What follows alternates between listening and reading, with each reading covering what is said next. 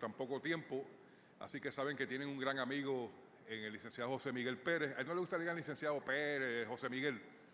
Él es así, humilde, proactivo. Tienen ahí un aliado, igualmente conmigo como secretario. Esto es solamente el comienzo de muchas cosas buenas que se van a hacer. Nada como la educación continua. Y esto es básicamente eso, para que tener más personas profesionales, para que el boxeo de Puerto Rico a nivel profesional siga siendo el mejor en toda la zona. Así que muchas gracias por estar aquí y que le saquen provecho. ¡Wow, papo! Ahora, para que les dé una bienvenida también al licenciado Gustavo Olivieri, presidente de la OMB, por favor, Gustavo.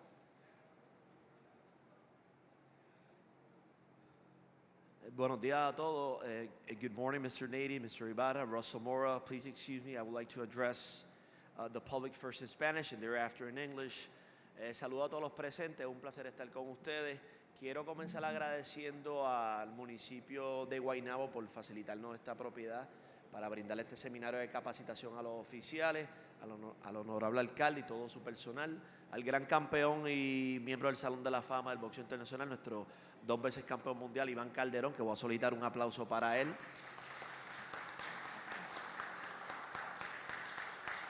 Que siempre está dispuesto a proveernos estas facilidades para cualquier tipo de iniciativa por conducto de la OMB. Quiero también darle las gracias al presidente de la Comisión de Puerto Rico, el licenciado y colega José Miguel Pérez, al distinguido secretario, que es nuestro aliado en esta iniciativa por procurar mejorar las condiciones del boxeo, no solamente para los atletas, que son los protagonistas, sino los oficiales y todo el componente regulatorio y los fanáticos a su vez. Quiero también agradecer la presencia. Dicen que la meca del boxeo es en Nueva York, pero la meca de los oficiales del boxeo es Nevada. Y tenemos a 3 caballos aquí, como decimos.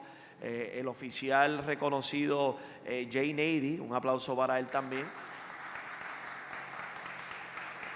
que es el oficial revisor de este protocolo de repetición instantánea, Instant Replay, que vamos a estar, ellos van a estar ilustrando los mecanismos, las guías, las prácticas más comunes para beneficio de todos los oficiales. Tenemos también al director de inspectores, el señor Alex Ibarra, un aplauso para él también. Y a nuestro director de oficiales de la OMB, ex árbitro internacional, que ahora está con nosotros, el distinguido Russell Mora. Y como mencionó el secretario, el propósito de esta iniciativa es continuar con la educación continua.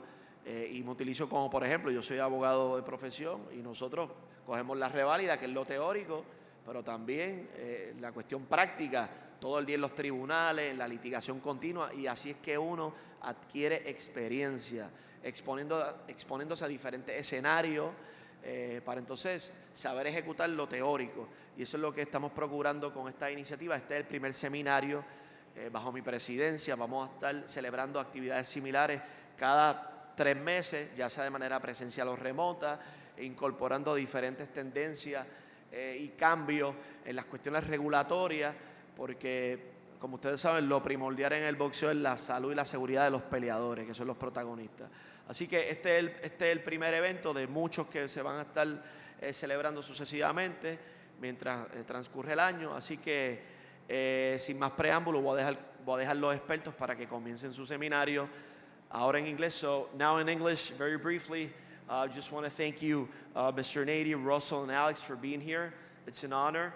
I was addressing the general public as to, they say the Mecca of boxing is New York, but the Mecca of boxing officials is Nevada. And we have 3 of the most outstanding, respectable knowledge, incredible regulators of the sport in you guys. So we're honored to have you here. Thanks for coming. It's your show. Feel free, and all the best today. Thanks for being here. Gracias.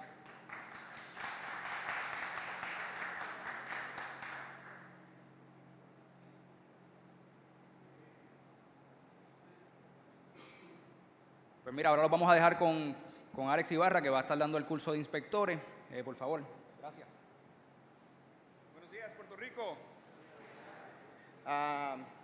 Vamos a empezar con darle las gracias al presidente del WBO, a la Comisión de Puerto Rico y a todos ustedes que se levantaron temprano para estar aquí conmigo.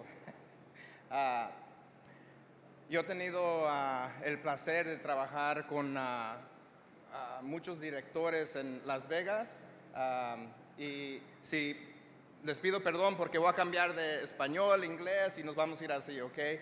So I've had the pleasure of working with some of the greatest regulators, referees, the executive directors, Mr. Mark Ratner, who is probably one of the greatest regulators in combat sports history. Keith Kaiser, who was an attorney, so he knew his stuff. Bob Bennett, who was very stern, but he was always fair. He knew his stuff too. And now we have Mr. Jeff Mullen, who he was the executive director in Tennessee. Before that, he was a judge for UFC. And so obviously he knows this stuff. He went to be the chief assistant in Nevada, and then when Mr. Bob Bennett retired, then Jeff Mullen took that position. So I've had great training and great leaders. So I want to thank them. I want to thank Mr. Jeff Mullen and Matthew Valenzuela for allowing me to come and share this time with you and Russ and Jay Nady. And I want to start also with, I'm going to tell you a little personal thing that happened to me yesterday. I was in El Castillo de San Felipe, is that correct? Yeah, and my mom calls and she goes, mijo, ¿dónde estás? Le dije, ma, pues mire, no le quería decir porque no quería que estuviera preocupada, pero estoy en Puerto Rico. Ah, ¿a poco? Le dije, sí, le hace, mira, te voy a contar algo que nunca te he contado, pero en 1965 yo llegué a Los Ángeles como ilegal y me fui a trabajar, su hermana y mi mamá se fueron a trabajar a una casa de una familia puertorriqueña que del apellido Mígenes se llama.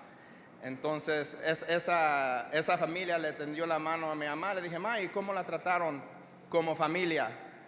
Era una familia más hermosa, nos trataron como si éramos de ellos. Entonces dije, ma, entonces usted, porque mi mamá es de Guadalajara, Jalisco, México. Entonces, ¿usted cuándo conoció a mi papá? No, pues a él lo conocí en Los Ángeles.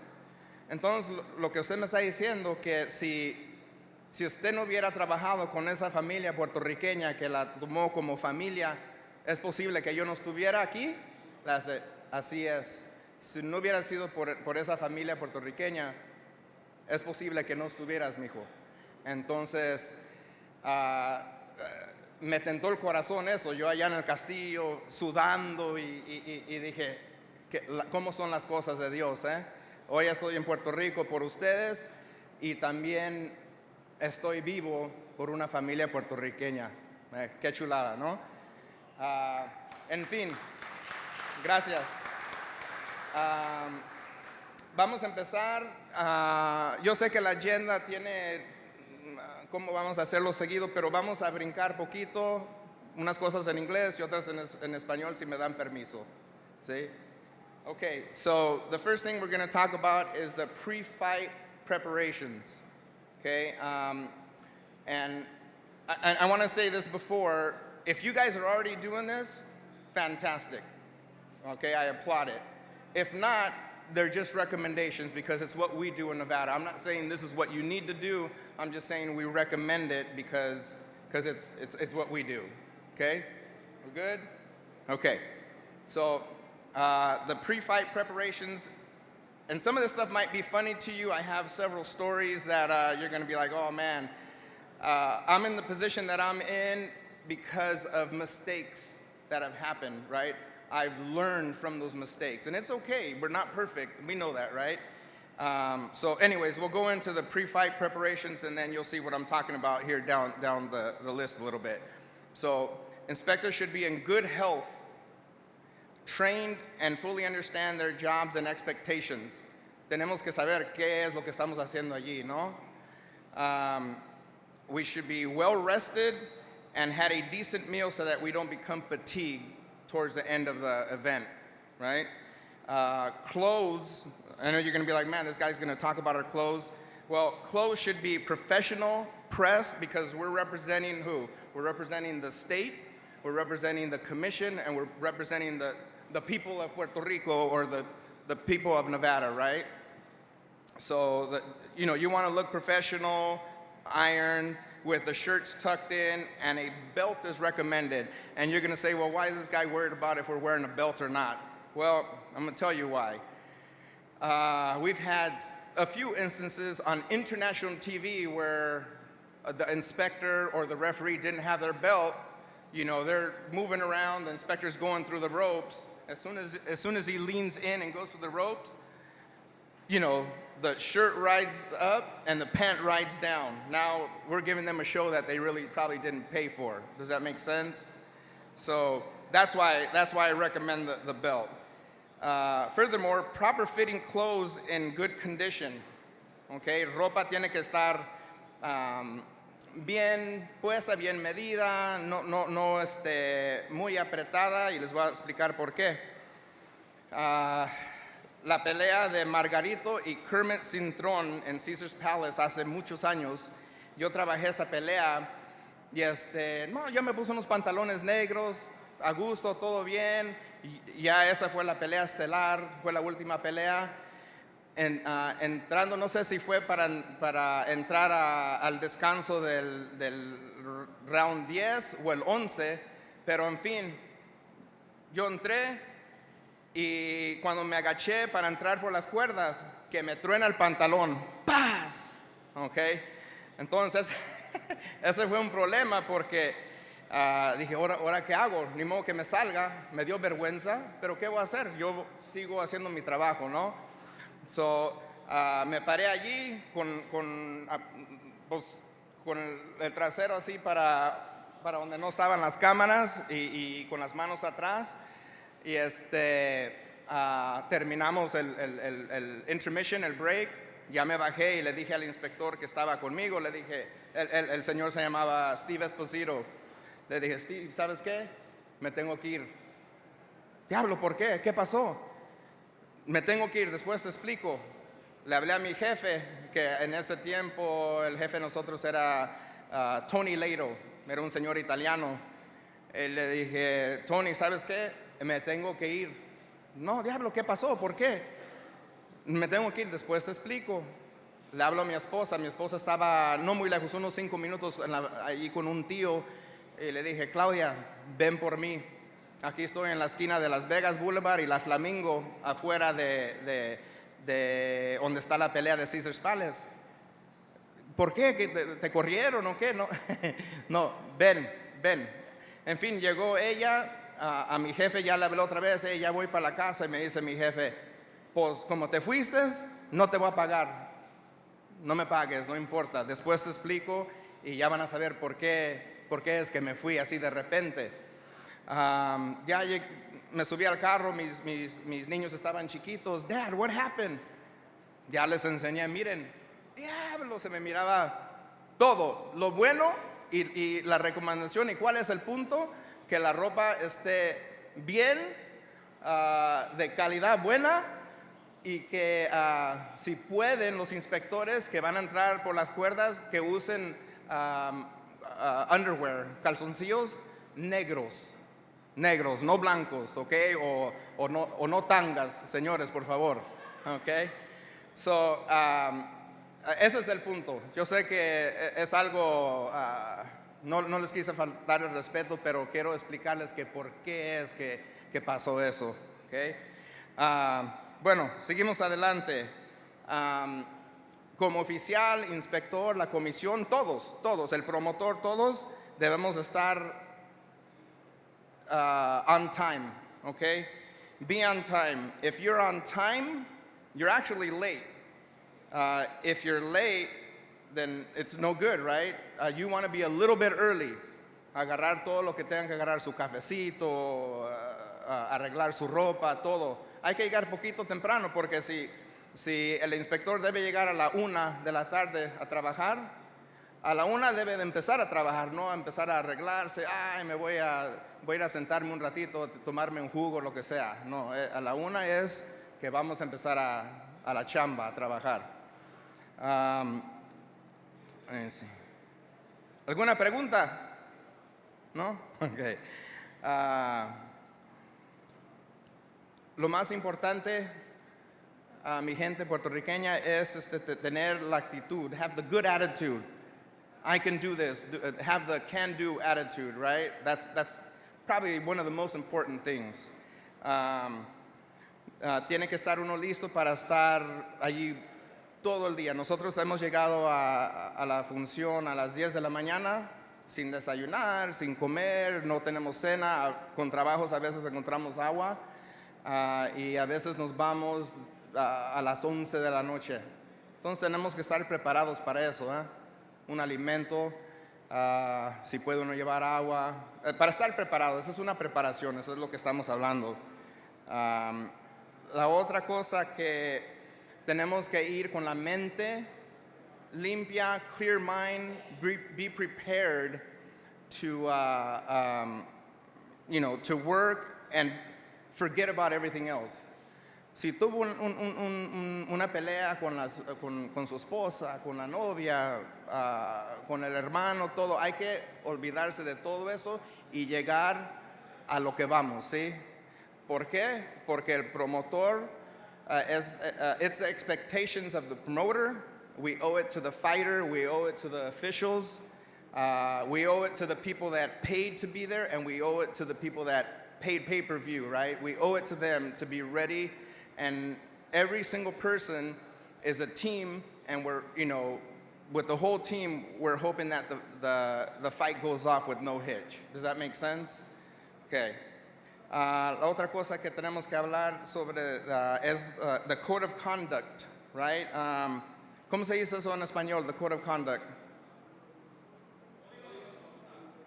Sí, el código de conducta, professional code of conduct. So, ¿qué quiere decir eso? Que no, el inspector o la gente de la comisión, los jueces, los referees no deben de andar buscando autographs, pictures, favors. Don't think that the fighters or camps are your friends. You can be nice, but be careful. Okay? And no fandom, right? You don't want to be a fan, you want to be an official. You can be a fan at your house when you're watching it on TV, right? I don't even do that anymore. When I watch the fights on TV, I'm watching the officials. Usually I'm not even watching the fight. I'm watching the officials on how they're doing it. Can I learn something? And I'm here today to possibly learn something from you guys too. Believe me. I'm not here just to tell you, hey, this is how you need to do it. If I can learn something from you and take it back to Nevada and makes us better, fantastic. Okay? Enough of that. We'll go into fight approvals. I'll quickly touch on that. Commission should ensure that it will be a competitive fight and that someone doesn't get seriously hurt due to a mismatch, right? It's boxing. The objective is for somebody to hurt the other person, right? But we don't want somebody to get seriously hurt or even worse, right? Commissions should review records of the fighters, including amateur, YouTube videos, training videos, box rec. The commission should look at box rec and the records of the people that those people fought, right? And I'll explain why. An example would be commission probably shouldn't approve a 3-0 fighter to fight a 1-3 fighter that has been knocked out the last 3 times, right? That probably shouldn't be done because that probably doesn't make sense. Another example, a fighter is 10-0 and an opponent is 9-1. Looks pretty good, right? 10-0, 9-1, looks pretty good. Well, they might not be, right? The 10-0 has 150 amateur fights and has been fighting since he was 5 or 6 years old, okay? Competitively, with multiple titles and medals, and he went to the Olympics and all these things, right? The 9-1 fighter has little to no amateur experience and his opponents have all had losing records, right? Now the 10-0 is not very, very even with the 9-1. On paper, you're like, if you just look at the records, people at home might be like, oh yeah, that's a great fight. Well, it's not. You need to research it and see, what that's all about, right? Obviously that's not an even fight and will probably not be very competitive, right? Somebody's going to get smoked, right? The commission should not look to have a 50-50 fight, because that's a championship fight, right? A 50-50 fight, but also not consider an 80-20 fight. Does that make sense, right? You don't want a 75-25 fight because somebody could get hurt. It should be a safe, competitive fight. If someone gets seriously hurt or worse, I don't even want to say what that worse is, but we've had it happen, right? First thing people will ask is, who approved that fight? Did that person or persons do their research?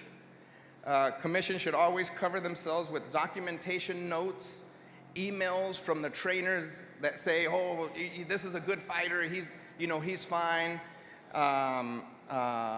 Emails from the managers so that the commission is covered. So the day that something happens, you have documentation and say, hey, his trainer said that he was good to go. We looked at the records. His trainer said that he was good to go. Here's the emails. Here's the documentation. Does that make sense? Let's see. Again, if someone gets seriously hurt or even worse, the fighters, family, and attorneys will be looking to see if everything was done to prevent the serious injury or worse, right? We're good on that? Any questions on that? No? Okay. We're going to go into medicals real quick. Medicals. Recommend that all medicals be done at a timely manner, preferably prior to the weigh-in. Paperwork should be filled out prior to going to the commission table. Commission can send all of this paperwork to the promoter, and the promoter can distribute to all the camps, right? It's always better to be prepared with all the paperwork done before so that the day of the weigh-in, you don't show up and you have to do basically everything, licensing and paperwork and this. It makes a weigh-in to be unorganized and chaotic, right? If you give it to the promoter and say, hey, you're responsible for all this documentation to be done, okay? It's your show. Get me the people to get their medicals done, and it's just gonna make everything go a lot smoother. It's gonna make the weigh-in go from a 5-hour weigh-in to a 2-hour weigh-in max, okay? And again, on that same token, licensing, fighter and corner people should have their paperwork filled out prior to checking in at the commission table. Again, commission can send the camps or the promoter this paperwork so that the commission can get it back and start filling out the list of individuals that are licensed, right? That way when you show up to the weigh-in, or when the fighter and his camp shows up to the weigh-in, they can, the commission can just double check, right? We're verifying, oh yeah, okay, this person, okay, work in your corner, okay, cool. What color trunks? Man, if you can get the color trunks too, fantastic. You have them already on your list. So the weigh-in becomes more of what it should be, is the weigh-in and not all the other stuff, right, that's involved. My recommendation is this. The licensing should start from January 1st to December 31st, because it would be pretty much impossible to keep track of it otherwise, right? That way you can say, hey, John Doe, you're licensed in 2025. Yes, licensed 2025. The only unfortunate thing with that is that if there's a fight, let's say on Christmas Eve, December 24th, and they got licensed January 1st of 2026, they have to get a license again, right? Sometimes they're like, oh man, I just did it. Well, yeah, you did it for, 2025. 2026 is a new year. But believe me when I tell you that it's going to make it a lot easier for the commission to keep track of that. Does the commission here give licensing to the corner people? ¿Sí les dan su licencia a la esquina? Okay, bien. Enough of that. Weigh-in procedure for inspectors, right? So the inspector should get to the promoter to determine the weigh-in order and also check the check-in order. Es decir, el día del pesaje queremos saber, como el inspector, yo llego, voy con el promotor, hey, dime cómo quieres que los pongamos en la báscula. Los ponemos en el orden de la pelea o en el orden que han llegado. Esas son cosas que se preguntan. ¿Cómo es que lo hacen ustedes? ¿Hay gente de la comisión aquí? ¿Sí? It's okay. It's okay. Son cosas que se pueden averiguar para tener un orden, para que haya orden y todo salga bien, ¿eh?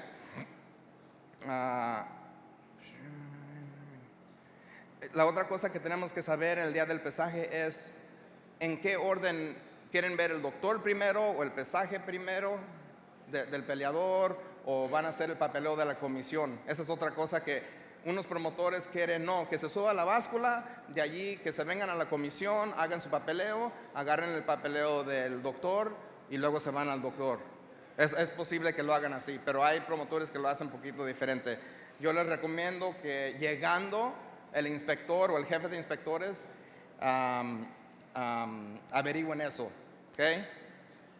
Vamos a hablar poquito de los contratos. Promoters should have contracts signed by both fighters prior to the weigh-in, and I'm going to tell you why. Both fighters, camps, and managers should know exactly what is the max weight the fighter can be. I'm going to give you, the example is this. I've had fighters come to the weigh-in, and one fighter was told by his manager that's not even there, his manager could be in Mexico, told them that he was supposed to weigh, max weight is 135 pounds. The other opponent was told that he can weigh 140, okay? That's a problem, right? That's not good. I would hope this is done, by accident, but sometimes I'm not so sure.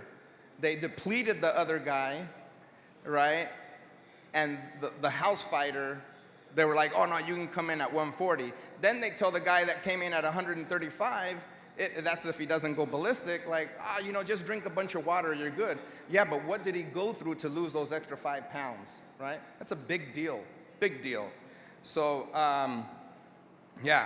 the most important things on the contract, right, on the official bout contract are the date, the opponent, make sure you're signing to fight a certain individual, right, the weight. Again, we just talked about that, right? We need to know the weight, the rounds, right? Some guys are like, well, they told me 4 rounds. They told him 8 rounds, right? Now that throws you off because you might have trained a little bit different for a 4-round fight or an 8-round fight, right? And what's probably the most important thing on the contract, besides signatures, because without signatures, contracts don't really mean anything, the most important thing is probably the pay, right? We want to know, we need to know, hey, this is what you're getting paid, this is what I'm getting paid. Pretty important, right? Okay.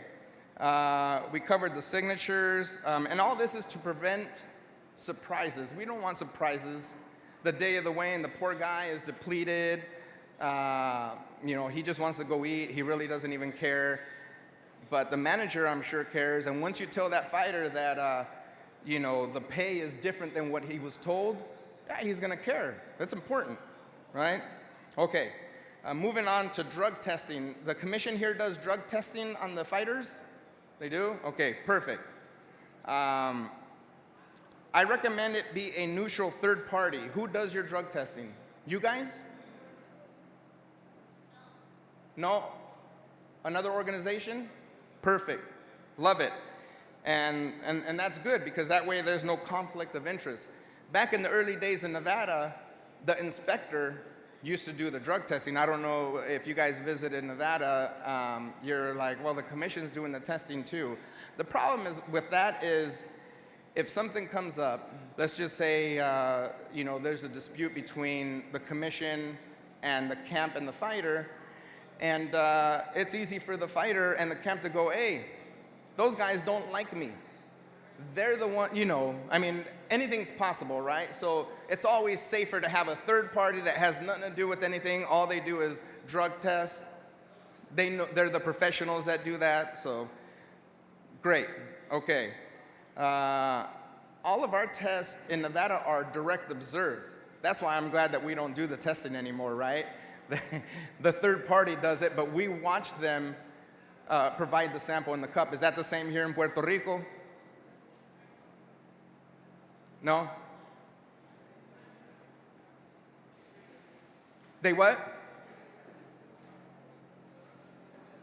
Uh-huh. So they take care of everything. Is it direct observed? That is direct observed? Okay, good. Perfect. How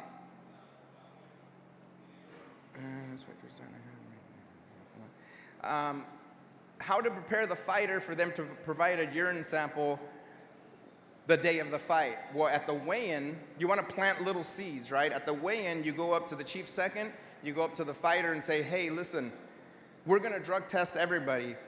Everybody's getting drug tested. So when you show up tomorrow, be well hydrated so we don't have to fill you up full of water, especially if you're bout number 1, we're going to fill you up with 4 bottles of water and you're going to go into the ring full of water, right? It's probably not going to be too comfortable. So what you want to say to the camps is, hey, please be ready to provide a urine sample tomorrow. You're responsible, Chief Second. You're responsible to make sure that he's ready to go, okay? Just a recommendation. Let's talk about the scale, la báscula. Scale should be calibrated. Whoever owns the scale should be able to provide a certificate of calibration by an authorized and reputable party, right? Does the commission ask for the certificate of calibration for the scales? No? Well, if you can, we'll double check, but I would probably recommend it, right? It's probably a good thing. Ensure the scale zeroes out before you start using it. If it's a digital scale or even what we call a meat scale with the bar, make sure it zeroes out, right? You want to see zeros prior to usage. When on the stage for the weigh-in, commission should only allow fighter +1 on undercard fights. I know you're probably like, well, man, we've seen fights in Las Vegas when there's 45 people on the stage for them to do a weigh-in. We've worked with promoters so that it's the fighter +1, which would be the chief second, and for a main event or championship fight, it would be fighter +2, right, on the stage. And you're going to say, well, why does that even matter? Well, it does matter because depending on what kind of stage it is, it could be a wood platform. The stage goes like this. The stage moves, and what does that do to the digital scale? The digital scale number fluctuates, right? So we want everybody to stand still, and it's just a good practice. The commission here, what do they allow? Cuando se pesa el peleador, ¿cuántas personas hay arriba con el peleador?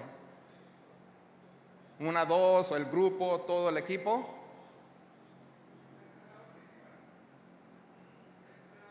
El principal. Perfect. I'm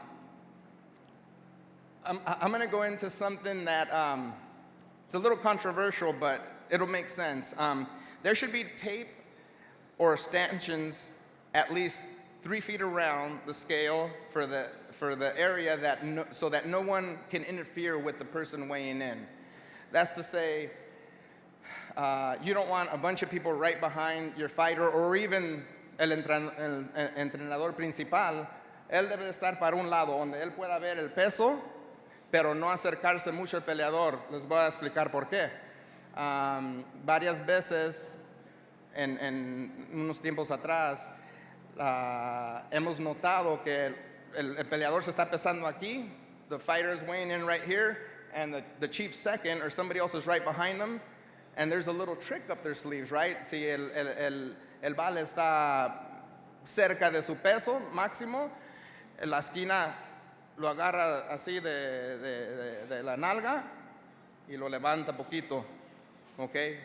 Son trucos que tienen entrenadores nuevos y viejos, ¿verdad? De hace tiempos. Entonces lo que nosotros hicimos, sí, ok, pues ahora vamos a poner una cajita o tape, ¿verdad? Un cuadrito donde del tape para acá no entra nadie menos el peleador o el señor de la comisión, el director o la persona que va a dar el peso, ¿sí? La otra cosa que hacemos antes de que el peleador suba allá arriba, vamos a decir que se está preparando. Antes lo que hacían, llegaban a la báscula y allí se estaban quitando la ropa y lo que sea. El problema con eso es que muchos de los peleadores andan un poquito mal porque han perdido peso. Entonces yo digo, eso se mira mal. Mejor que hagan eso y que anden tambaleando allá, caminen, se suban a la báscula y tomen su peso. La otra cosa que hacemos para prepararlos es le decimos, hey, cuando te subas a la báscula, no te muevas. Manos abajo, no hay que hacer esto porque la báscula está bailando, ¿verdad? No te muevas. Ya cuando el director o el presidente diga tu peso, ya cuando oigas tu peso y si ese peso está bien, pum, para las fotos, ¿sí?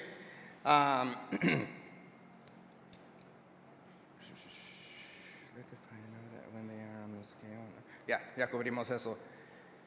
Si el peleador está pesado, tienen 1 hora para perder hasta 2 libras. No sé qué es el reglamento aquí. 2 horas. Aquí son 2 horas, ok.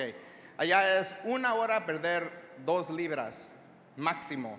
Entonces, si un peleador pesa, el contrato eran, sí, diga. Sí, ok.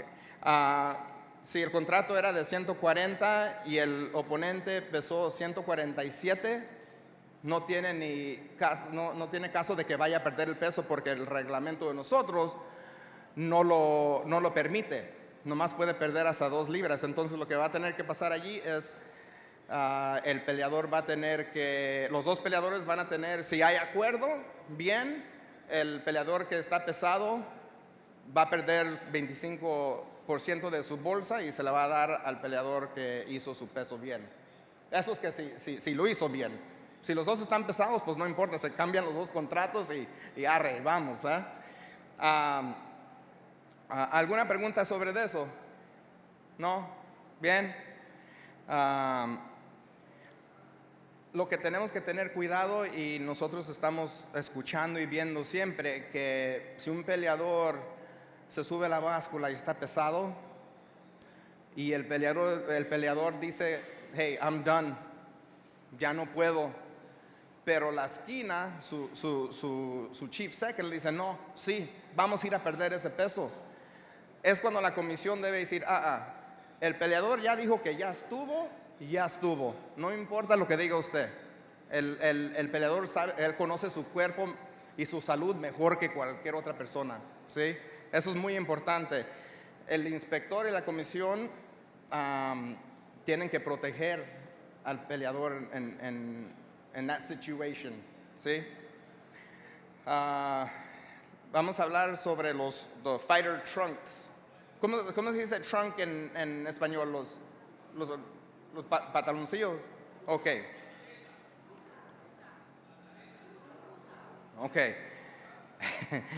Fighter trunk should not be the same as an opponent. We try to prevent, we don't want the 2 guys that look the same to have black trunks, because the judges might be like, oh, yeah, okay, yeah, that was him, and it wasn't him, it was the other guy, right? So we want to try to prevent that. And should not have any hooks, metal spikes, nada de metal, nada que se pueda caer y que el referee tenga que hacer un timeout para ir a levantar las cosas que se le cayeron al peleador, ¿bien? Y otra cosa que a lo mejor me van a regañar sobre eso, los parches de los sanctioning bodies casi siempre andan volando, parecen papalotes, ¿no? Entonces, lo que yo recomiendo que si el sanctioning body va a dar los parches esos, que se los den unos cuantos días antes para que puedan ponérselos bien, ¿verdad? Nosotros tuvimos una pelea hace 15 días, se me hace, maybe hace 8 días, y sí, se le estaba cayendo el parche.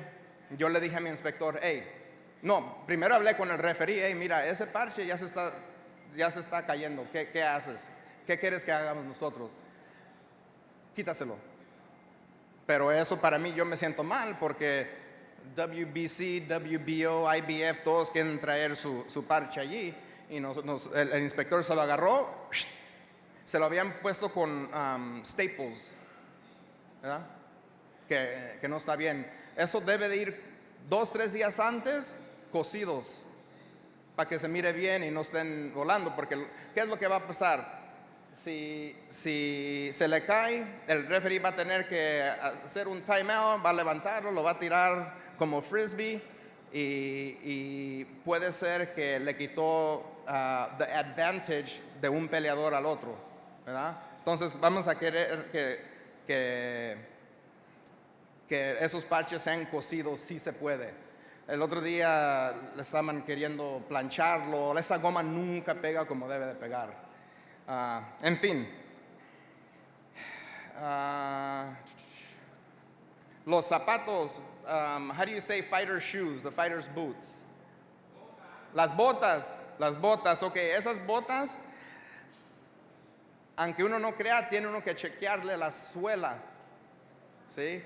Nosotros hace unos cuantos meses me hablaron, estábamos en una pelea en el Cosmo y me hablaron, ven para acá, tenemos un problema. ¿Cuál problema? Ya llegué yo, mira, la bota del peleador, la suela las dos, se le estaba despegando, ya estaba, yo creo que así. Y hablé, mi inspector había hablado con el papá del peleador y le dijo, oye, hay un problema, esa suela pues no está bien, no tienen otras botas. Le dice, no, esas son las de él. Tienen la buena suerte, no, esas son las botas que va a usar. Bien, pero mire cómo está la suela. No, eso no es problema. No, sí es problema. Se va a trompezar o se le va a caer y ahora no puede porque una bota está más arriba que otra. Le dije, si usted quiere que pelee con esas botas, ¿sabe lo que va a hacer? Va a agarrar tape y se lo va a poner así alrededor de su bota. No, pues eso se va a mirar feo porque las botas eran negras y le íbamos a poner cinta. Bueno, eso yo no tengo la culpa. La comisión no tiene la culpa, el promotor no tiene la culpa. Nadie tiene culpa, ¿verdad? Lo que van a hacer es, vamos a encontrarle tape negro para que no se mire mucho y no vamos a tener ese problema. Y ya el chief second dijo, okay, that's cool. Lo que yo no entendí es cómo pueden llegar a una pelea profesional a Las Vegas y tener una bota que se le está cayendo la suela, ¿no? Bueno, en fin. ¿Hay cutman aquí presentes o no hay cutman? Mi cutman, buenos días, ¿cómo le va? Ok, ¿ustedes qué usan para las cortaduras? 1000? Bien, entonces rapidito. The Adrenaline 1000 should only be used once a cut is present, okay? Cannot use it in the locker room prior to the fight. In this case, it would be used as a stimulant and not a cut solution. Es decir, la adrenalina se debe de usar si la nariz ya está sangrando o hay una cortadura, ¿verdad? Yo he mirado gente que no se los permití, pero le querían meter el Q-tip ya con adrenalina en el locker room antes de salir. ¿Por qué está haciendo eso? No, pues para prepararlo. No, dele agua. Eso no tiene nada que ver. Eso es para cortaduras o la nariz está sangrando. ¿Sí?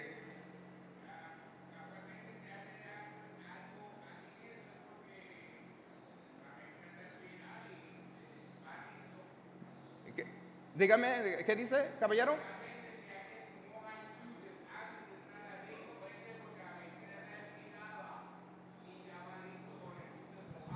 No, sí, eso está bien, pero no usarlo antes.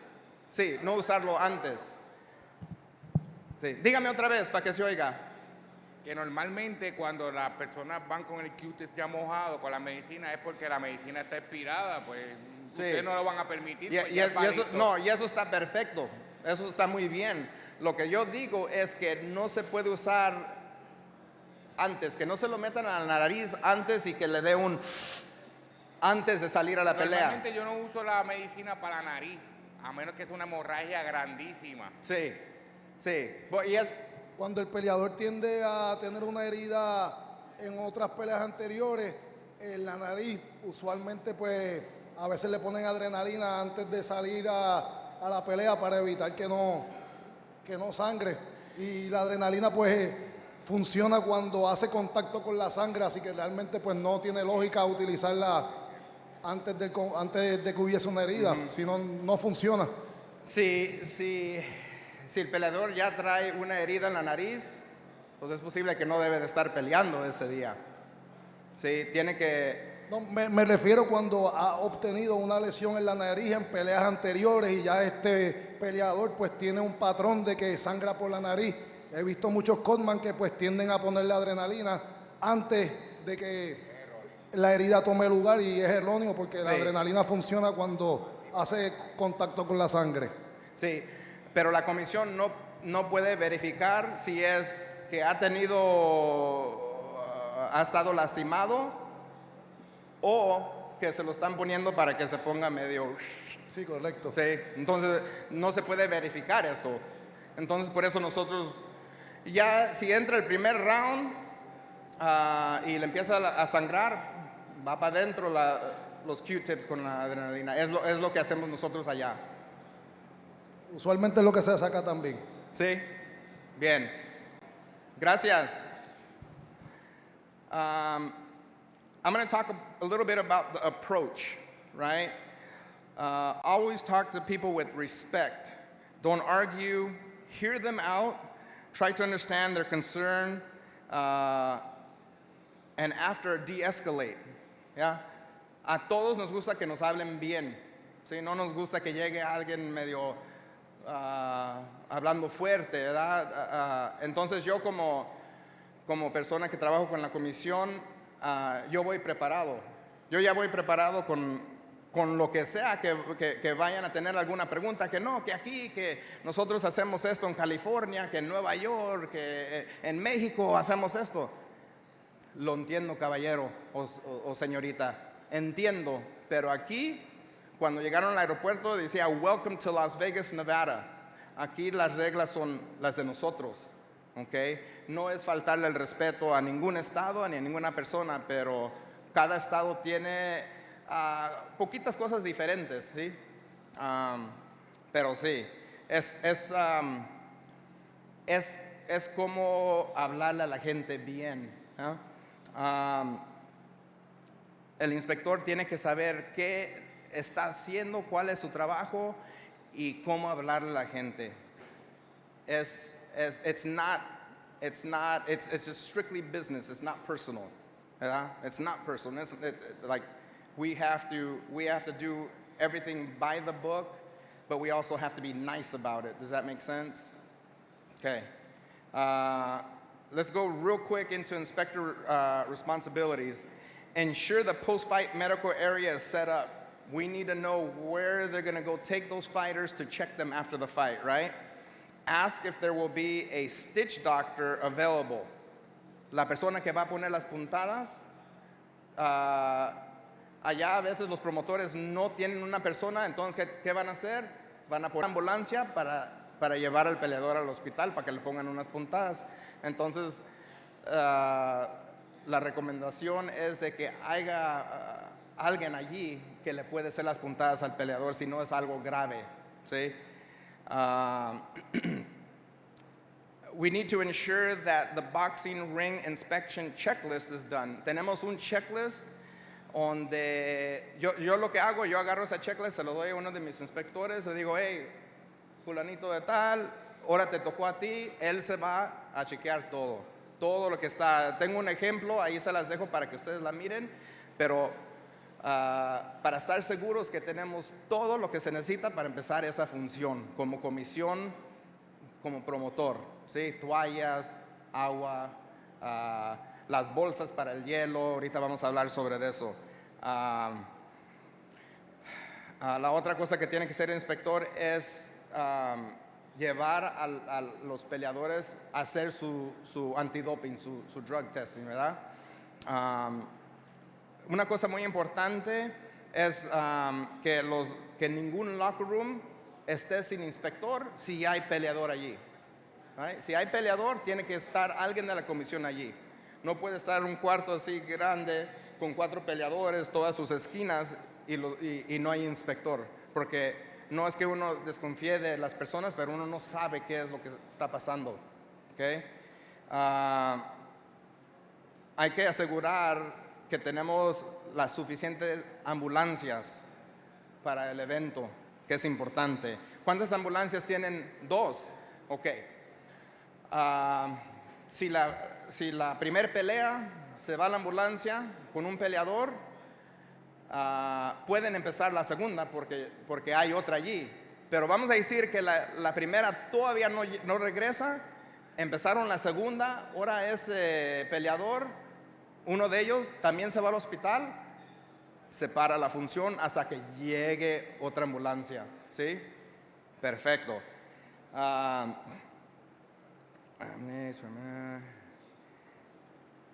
Hay que estar seguros que los médicos, los doctores que están trabajando en la función son doctores. Make sure that the doctors are MD or DOs with advanced life-saving certifications. Que estén preparados para si hay algo grave. Hemos tenido nosotros situaciones donde, pero fue MMA, pero pelea no muy grande, que era un chiropractor. La regulación de nosotros dice que tiene que ser MD o DO, por ley, es ley, ¿no?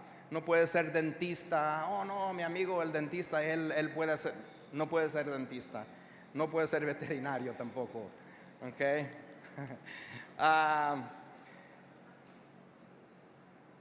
El peleador no sale del locker room, del camarino, hasta que el inspector haga su lista, puede ser lista escrita o lista mental, que el peleador tiene su mouthpiece, que se quitó los lentes de contacto, aretes o piercings, que no se puso liniment oil. Aquí tienen kickboxing. ¿Hay kickboxing? No, ok. En kickboxing allá se ponen liniment oil, que no se pueden poner eso para entrar al ring, porque el peleador, el oponente le puede pegar con el guante al aceite que trae el otro y luego ponerle el liniment oil en el ojo. Y ahora le está llorando el ojo. Ay, no, pues tengo que echarme agua porque vamos a prevenir eso desde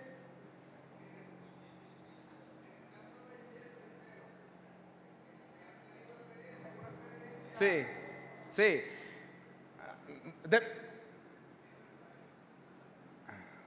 Es que tengo una pregunta porque tengo que me aclare.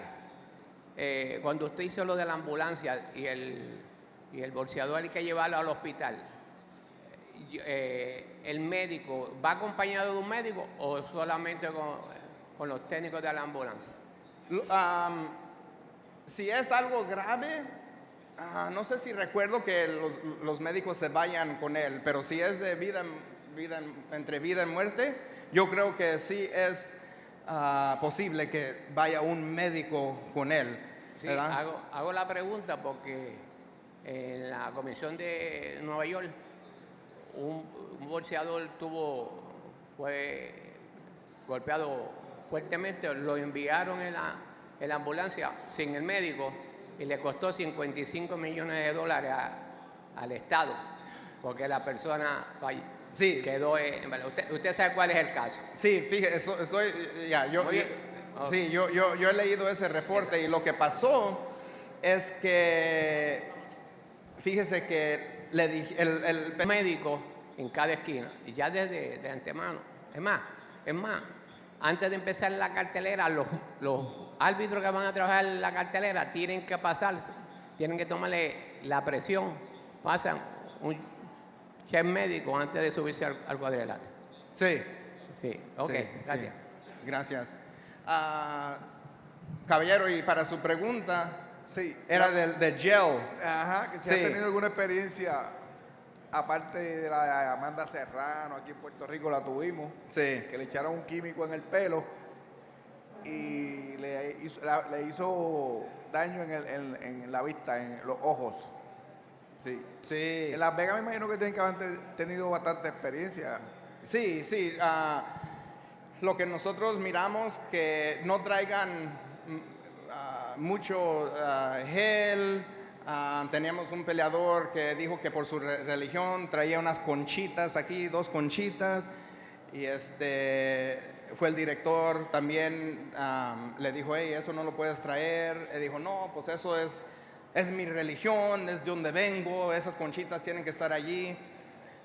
Él me miró a mí y yo le dije, el director me miró a mí, entonces lo dejaron entrar con sus conchitas y no sé si al tercer round ya le habían dado un sopapazo que la conchita salió volando y yo entré, agarré la conchita y se la llevé al director y se la puse en la mano y se la puso en la bolsa. Entonces nada de conchitas, nada de gel. Hay peleadores que están preocupados que cómo se ven allá adentro, tienen que ir bien peinaditos. Lo entiendo, pero es mejor que no, ¿verdad? Es mejor que se limite lo que traen. Los pelos no los pueden traer con hairspray parados. Sí.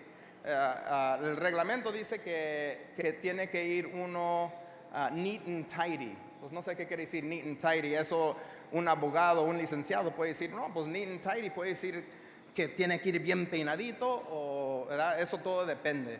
Pero yo recomiendo que no lleve nada en el pelo, ¿verdad?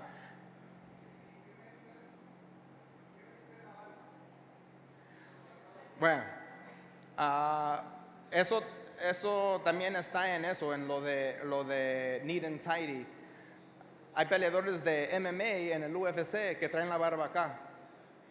¿Cómo nosotros como comisión le vamos a decir a un peleador de Puerto Rico que le gusta traer su barbita, no, te tienes que cortar eso, ¿verdad? No, con que la barba no le afecte al otro peleador, donde le pique los ojos o algo así. Hay esquinas que dicen, no, pues si la barba, if the beard is too thick, le va a dar colchón, tiene que ser la barba así para que no le entre un golpe duro, ¿verdad? Eso no es cierto. Entonces, otra vez vamos a chequear los cups, el abdomen protector, the opponent, or cause the opponent to have any type of damage because of something that they have on, right? Dientes, puentes, hay gente que tiene puentes y eso. Tienen que quitarse eso, ponerse su mouthpiece, porque no queremos que le den un golpe y esos dientes empiecen a volar, se los trague o él los anda buscando y cuando lo está buscando que le den uno, ¿verdad? Entonces, si son cosas que se pueden remover, hay que quitárselas antes, ¿sí? El hielo, ya hablamos del hielo, pero nosotros en Las Vegas usamos el hielo, we use double bag, Ziploc bags, son bolsas de Ziploc como de sándwich grande. Se pone el hielo, se le pone el cierrito de plástico que tiene, la volteamos, and then we put it in another bag y cerramos el cierre, ¿ok? Hace un mes nos pasó donde la persona llevaba las bolsas esas del gimnasio que tienen la tapaderita, ¿ok? Y al inspector se le olvidó decirle, hey, tienes que ponerle tape a la tapadera para que la tapadera no se se te caiga. Pues no tenía tape y lo que hizo la esquina, le quitó la tapadera porque su peleador estaba algo mal y el agua fría con hielo se la pusieron al peleador. No importa eso, el agua no me importa porque esa la limpiamos, lo que importa fue el hielo. El reglamento de nosotros es que no hay hielo, loose ice. No puede haber loose ice, right? So that's a big deal, right? We don't want a fight to be delayed because we're chasing around ice cubes, through the, across the ring. That would be bad for us. It would be bad for the commission. The commission's sitting there looking at us. The referee's going, like, did you not do your job? That was your job. You got to make sure, you never want a big guy like Jay Nady to go, I told you, or you're not doing your job, man. It makes you feel really bad, right? So, anyways, let's move on. The inspector should make sure corners have plenty towels and clean spit buckets ringside. Many times a previous fight will accidentally take the corner spit bucket y ya no tienen dónde tirar el agua, ¿verdad? Porque, gracias. Sí, gracias. So that's important. As a commission, don't rely on corner people to do anything. They are mentally in the zone for their fighter and their fight. Right? Hand wraps, real quick. You guys okay with going over hand wraps? Jay, do you want to talk a little bit about the hand wraps, or do you want to talk about any of the locker room stuff? Or are you good? Bad, right? Bandages on each hand of an unarmed combatant are restricted to soft gauze that is no more than 20 inches in width and 30 yards in length, right? Including the knuckle pad, held in place by surgeons or other cloth tape approved by the executive director or the executive director's designee. That is not more than 2 inches in width and not more than 10 yards. Basically, it's one roll of tape per hand, right? It used to be more than that, and I talked to the director and said, hey, and he agreed, he had a great idea. It's like we need to make it one roll so that we can actually police it, so that we can see. Because if they got this roll and that roll and they're just putting more and more tape, así cuando se les acabó ese rollo, se terminó esa mano, ¿sí? Does that make sense? ¿Qué es el reglamento aquí? De cinta, del tape.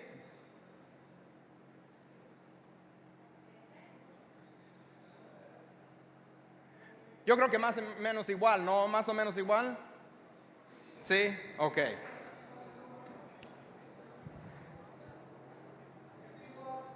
¿Es igual? Perfecto.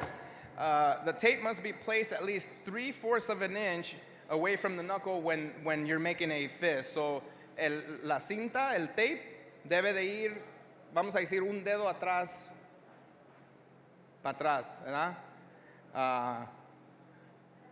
No, eso es como una pulgada, pero ya.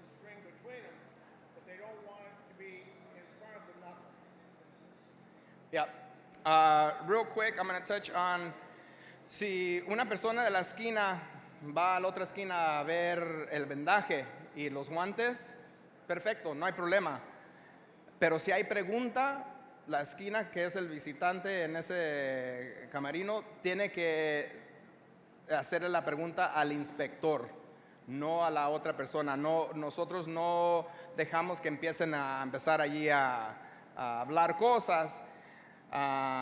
Porque hay a veces que eso lo están haciendo al propósito para sacar al peleador del momento que está, ¿eh? Entonces no dejamos que hagan eso. Si hacen eso, les decimos una vez, hey, las preguntas a mí, tú habla conmigo, ya si hay algo, yo averiguo qué es. Si lo siguen haciendo, lo sacamos y que manden a otra persona, pero no los vamos a esperar. El peleador ese y la esquina esa no tienen la culpa de que esté pasando eso, ¿verdad? Entonces, si esa segunda persona viene y empieza igual, lo sacamos y ya no dejamos que entren, porque obviamente era su plan, ¿verdad? No se saben controlar, entonces sí, exactamente. Es cosa mental que quieren afectar al otro peleador y no está bien. Y en el otro lado tampoco dejamos que esta esquina vaya para allá a hacer eso. ¿Sí? Go ahead, Jay. Sorry about that. Go ahead. Whatever you wanted to cue in on any of the... Yeah. Inglés rapidito y él se los dice en español para salir de esto, okay? Gloves should be inspected by the inspector or commission official and should be clean and not tampered with. Gloves should come from the promoter. We don't allow teams to use gloves that have not been presented to the commission or on the approved list or that are not issued by the promoter. A fighter cannot just take a pair out of his backpack and say, here, I'm using these gloves today. The approved gloves should only be given when the fighter is ready to put them on. You don't want to give them to the cam and have them twist them up and pound them on the ground or anything like that, right? Make sure you have the correct weight gloves for your fighter's weight when they weigh in, right? And also the opponent. You don't want one fighter to have 8 ounce, another one have 10s. That's going to be a problem, right? Inspectors to check that the thumb is attached, and again, that you have that the glove is not tampered with. When they put the glove on, you want to feel it, you want to check the thumb, and make sure that that knuckle pad is in there, you know, just in case something happened, right? Cut the tips off the laces and tape the laces all the way up, which is what the cuff is. No skinning of the gloves. You don't want.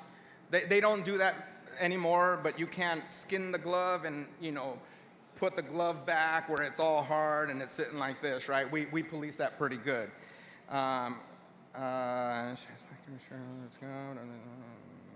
Okay. The commission should have written procedures on all job duties and have all members read, train, and sign a document that they know what to do, what their job duties are. That way they cannot have something happen and the inspector or official say, well, I wasn't trained. I didn't know. Nobody ever told me that, right? We want to prevent that. We want everybody to know exactly what they're doing, right? During the fight, the inspectors are the eyes and ears of the commission. If the inspector hears or sees anything out of the ordinary, let the referee know, right? The fighter can say, oh, you know what? Hey, I think I got a broken rib. What? You got a broken rib? Hey, Russ, come over here. This guy just said this. And then the doctor comes up and goes, yeah, he's got a broken rib. You could have prevented tragedy, right? So that's why we're watching and we're listening. What Alex just said for the referees is so important. The deputy inspectors, please have that communication with your referees. I can't tell you how many times in Las Vegas, Nevada, I come to the corner, I do my walk-by, we do our drive-by, and he'll say, Russ, they're saying that his hand hurts, or they're saying that his ribs are broke. They're telling me something, and that is absolute information that we must know. So thank you. Yeah. Thank you, Russ. Very important, right? The communication. We're all a team. We all want this to go well, right? The world is watching us, especially now with social media. Everybody's watching us. If we make a mistake, they're all over us. If we do a good job, they don't even care. They just like, oh, you know, it was supposed to be like that, right? Okay. Watch for bottle caps. Las tapaderas del agua, uno tiene que cuidar eso porque la tapadera cae y rueda y va a estar allá donde está el emblem del WBO. Entonces, ese es el problema. Watch for abnormal reaction from the fighter when a towel is run across his face. Okay? If he pulls back, cuando le ponen la toalla así, esa toalla es posible que tenga algo, ¿no? No creo que esté quemado porque andaba allá en el castillo de San Juan, ¿sí? If he pulls back or such, there could be something on that towel to wake him up, right? So we got to watch that. Watch the cameras on the canvas. We have to watch the cameras on the canvas, right? Cameramen should only have one camera And if they have two, the other one needs to be behind him, or he can't have one on the canvas and then taking pictures with the other one, right? You can't have one. The camera should never touch the canvas, right? The inspector should ensure cameramen, photographer, fans, or corner people that they don't interfere with the judges. The judge seat should be a sacred place. You don't bother them while they're keeping score. You don't want a cameraman being all up on top of the judge, because they could look over just to be like, hey man, who is this? And they miss a significant punch, yeah? So, muy importante. When the referee calls time, both inspectors and chief second will go up the stairs. The chief second, that's if the mouthpiece is dropped, right? If the mouthpiece is dropped, let me back up. If they drop a mouthpiece, the referee will call time at the first opportune moment, right? Whenever there's a lull in the action. But by then, the inspector should already say, oh man, that's my guy's mouthpiece. Hey, you got the extra mouthpiece? Oh no, you don't? Okay, cool. Well, we're gonna go up, you're gonna rinse off the mouthpiece, and you're gonna put it right in his mouth. There's no coaching, and there's no water, and you're not gonna pat him on the back or whatever. It's mouthpiece, back to work, right? During the fight, the inspector is to watch all activities in the corner. Inspector is to ensure that they bring in the stool in case of a knockout or TKO. Keep control of the stool until the doctor requests it. We don't want to walk in and go put the stool by the guy that's knocked out and then walk off, because he might trip on it, a corner, Jimmy Lennon might trip on it. Somebody's going to trip on that stool if we don't have control, right? So once the fighter is kind of ready and the doctor says, hey, give me the stool, you give him the stool, and then you can go do whatever it is that you need to do, right? I'm almost done, Russ, sorry. Okay, once the fight is over, have cornermen take off the gloves, and the inspector should again take a look at them and make sure there is nothing unusual. Does that make sense? After the fight, hey, córtale las cintas, quítale el tape, deje ver los guantes. It's your right as a commission to take a look at those gloves, because you never know. You never know, right? So that's a good thing to do. The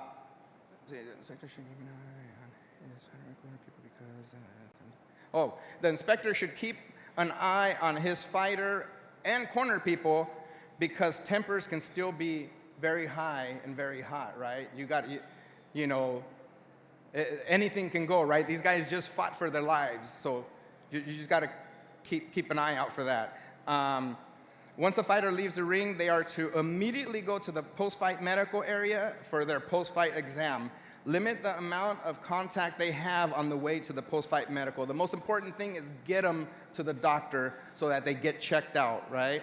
Once the fighter has been cleared by the commission doctor, they should still be under observation, especially if they've had a hard fight, preferably by a doctor or a paramedic, right? Or an inspector that can go get the doctor or paramedic, right? There should be somebody with them. You don't want to leave them alone. The commission is responsible for the health and safety of the fighter until they leave their locker room and exit the arena. And even beyond that, right? Let's not forget the incident in New York, right? Let's not forget that. That heavyweight, a lot of bad things happened that night. I'll just sum it up to that, and it's very unfortunate, okay? And that's all I have. Does anybody have any questions for me? ¿Alguna pregunta, Puerto Rico? Dígame, caballero.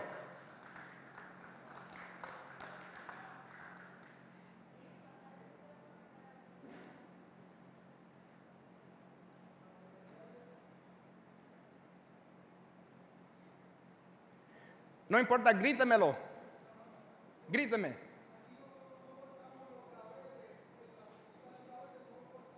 En la mayoría de los estados lo cortan. ¿Cuál es el propósito de cortarlo si eso tiene tape y no? Buenísima pregunta, hermano. Nosotros la cortamos porque a veces las cintas quedan, aunque le ponga un tape, queda algo levantado y la cinta, el tip, the tips, son duras. Entonces, no queremos que haya un golpe donde, aunque tiene cinta, le dé un raspón y abra un peleador. Especialmente los peleadores que han tenido guerras, que tienen mucho scar tissue. ¿Sí? Pero aún así con bastante cinta adhesiva, más la que le ponen del color de la esquina, Sí. pues no creo que eso sea posible. Aquí no cortamos la punta del gavete. A lo mejor las puntitas de las cintas allá en Las Vegas son un poquito más grandes o gruesas, pero sí se levanta un bonche allí, si es aquí o acá. Entonces, el chiste de eso es prevenir. Por ejemplo, pase eso. aquí el inspector te obliga a que tapes las puntas con la primera línea de cinta adhesiva que Ajá. pones en el guante. Perfecto, si les está sirviendo a ustedes, perfecto, síganlo haciendo así. Es solo Nosotros, un dato curioso. sí, nosotros lo hacemos para prevenir más bien. Eso también está en el árbitro también cuando le chequea los guantes en el ring. Si ve Sí. que sobresale algo, pues le manda a ponerle más tape. Sí. Todo es importante de los inspectores, pero yo considero que lo que tienen que estar pendientes es dos cosas, que es lo principal, que es el vendaje y los guantes. Sí. Y me explico. También en Nueva York, lo de Billy Conn, que no tenía, con Del Valle, no me acuerdo, con el boricua, que el guante, resto, el guante estaba vacío. Y usted sabe lo que pasó. Y el vendaje, yo trabajé la pelea de Margarito contra Chen Morley. Y ahí fue que se descubrió lo del cemento en el vendaje. ¿Cuál pelea fue? En la de Morley contra Margarito en Los Ángeles. Sí.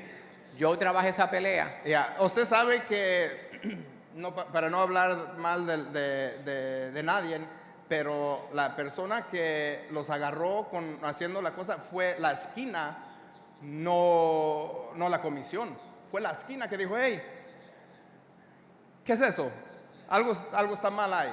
Y fíjate que en la pelea de resto, el que vino a ver el error fue la esquina, el entrenador de Con, que cuando fueron a saludarlo, ahí fue que tocó los guantes y no tenía la guata. Ya. Y cuando yo traje la de Molly con eso, pues yo dije, adiós, tanto rato y no va a dejar y ahí tuvieron que nuevamente vendar, y ahí fue que se decoró. Es muy importante el vendaje y los guantes. Sí, es muy importante. Les voy a contar algo rapidito. Yo trabajé la pelea pues casi todas, pero trabajé la pelea de Margarito y un caballero que es su paisano, que Miguel Ángel Cotto, que mis respetos para ese señor. Cuando pasó lo que pasó, a mí me habló el director y me dijo, Alex, se está diciendo esto, qué es lo que pasó, que aquí y allá, porque ya parece, ya había peleado la pelea de Los Ángeles, de Mosley y Cotto. Están diciendo que esto y eso, explícame por qué. Le dije, pues yo no sé, yo estaba con Miguel Ángel Cotto, yo estaba viendo el vendaje ese, yo no estaba en el otro lado. Va a tener que hablarle a los de aquel lado, porque yo no estaba allí. Y les quiero decir que de todos los peleadores que yo me he encontrado, que Miguel Ángel Cotto ha sido, uno no puede tener favoritos, de comisión no puede tener favoritos, pero yo puedo decir que fue uno de los peleadores que un caballero, es un tipazo el señor. Una pelea que yo trabajé con él varias veces y nunca se me va a olvidar que se me va a la mente y no recuerdo muy bien, pero recuerdo, lo poquito que recuerdo es que él perdió. No sé si fue la pelea de Pacquiao o no sé cuál fue. Él se sentó allí y los niños, yo creo que ya han de estar hombres grandes, ya, pero los niños estaban llorando, la familia no estaba muy bien por lo que había pasado, y Miguel Cotto, no recuerdo muy bien las palabras, pero en fin, más o menos le dijo, mijo, no pasa nada. Así es el deporte, uno tiene que ser un hombre y un caballero y estas cosas pasan y uno sigue para adelante. Para mí, yo casi lloré porque dije, qué tipazo este hombre. Yo soy México-americano, soy americano, mis padres son de Guadalajara, Jalisco, México y yo siempre seguí a los peleadores mexicanos, ¿verdad? Y siempre ha visto una rivalidad entre México y Puerto Rico. Y yo decía, ya de joven, yo decía, pues no entiendo por qué tienen tanto orgullo los puertorriqueños con su bandera y todo, ¿verdad? Yo era de Los Ángeles, yo dije, no, pues yo no entiendo todo eso. Ya cuando me entré al deporte en 1997 y conocí a Cotto, y ya cuando ya vine aquí a Puerto Rico, ahora sí entiendo por qué el puertorriqueño tiene ese orgullo de ser un hombre, una dama fuerte, porque son, como les conté de la historia de mi mamá, los puertorriqueños son muy buenos y tienen un corazón, y los felicito por eso. Muchas gracias, Puerto Rico, se los agradezco.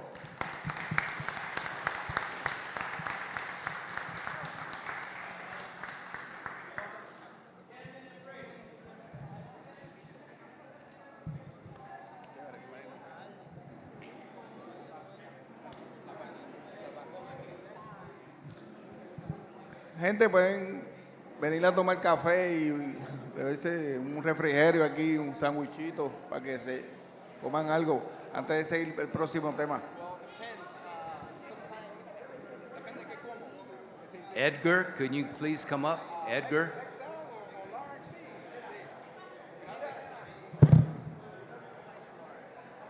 Extra large in polo? Yes.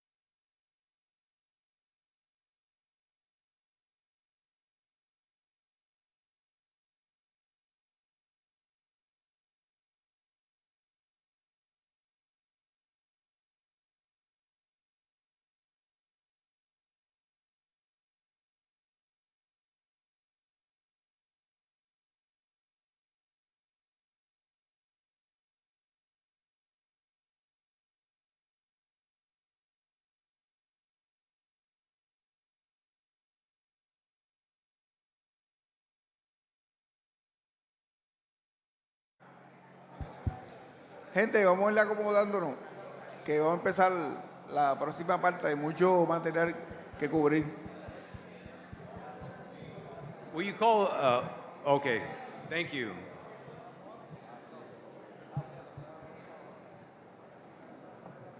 Perfect.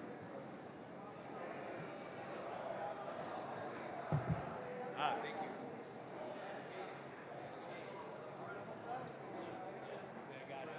Thank you, brother. Thank you so much. Perfect, perfect. Thank you. Welcome to the WBO seminar. I want to congratulate each and every one of you for being here. We take time away from our family. We take time away from our work. It's a big dedication that the officials have. And I want to congratulate you for what you guys do. If we don't involve ourselves in boxing, we can't make boxing better. It's up to each and every one of us. And so, again, thank you. The last subject that was just touched on was the gloves. And I want to remind all the referees that we, as referees, are the last ones responsible. The buck stops with the referee. So that when the contestants get into the ring, that's the first thing we do. We don't just go through the motions. We don't just, oh, let me look at your gloves and go through the motions. No, we look at the size. We see if the thumb is attached. We look at the tape. We look at the padding. We make sure that that glove is perfect and that this size is the same size as his opponent.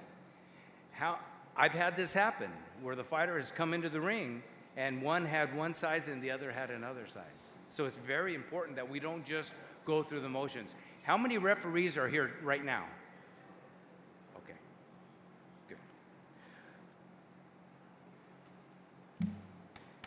So this is our documents, the unified rules,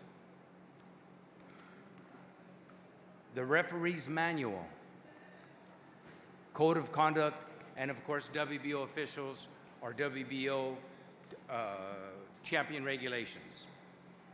We cannot do our job without those documents. How many people here today, the referees, have their unified rules in front of them? I recommend that anytime you take a class, it's very important that we refer to our documents, and we'll do that today on the screen, so we're good. The code of conduct. Code of conduct is very clear. We do not belong to any social media. We don't have any social media platform. And if you do any kind of a communication with a writer or someone that has a website, you must get written approval from your commission. Your commission may suspend you if you are on social media. According to the code of conduct, they have the right to do that. Okay. Another thing that's important is no official shall publicly criticize another official. Remember, guys, we're all in this together. We are to make each other better. We're to make boxing better. So if someone has a very difficult fight, if the other referees should be there to support them. I've had my share of difficult fights, and Jay Nady calls me, Tony Weeks calls me, Kenny Bayless, Joe Cortez. The list goes on. In fact, Luis Pavon calls me. Very important that we have a group of referees that we can discuss things with. Very, very important for our progress. Okay, but in this seminar, we are going to discuss a few things, but it's not to criticize. It's to learn from. Those who do not learn from history are doomed to repeat it. Absolutely important that we learn from our history. This slide is an antiquated slide. How many remember watching or seeing this fight, replays of it? Emil Griffith and Benny Kid Perrette, and the referee is Ruby Goldstein. 1962, the ropes, look at the ropes. There's 3 ropes. Look at the turnbuckle. It's metal. We've come a little ways since then, and we're going to continue to learn. We're going to, at the end of our presentation, talk about recent nuances that are in the referee's manual. Because if the day we stop learning is the day we stop growing.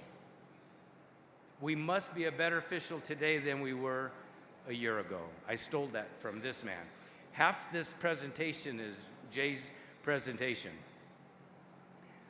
Boxing can be a dangerous sport with the potential for serious injuries. It's one of the only sports where the main objective is to punch your opponent right in the face. Basketball, to shoot hoops. Football, to score touchdowns. You can play basketball, baseball, and football, but you can't play boxing. One of my favorite stories, Big George Foreman, may he rest in peace. He's at the Job Corps, and he calls his mom, and he's so proud that he's on the boxing team, because this guy is a great athlete. He was a big guy. Calls his mom, he says, "Mom, I'm on the boxing team." She says, "George, I don't like that. You know how I feel about you fighting. I don't want you fighting." He said, "Mom, boxing is a sport with rules."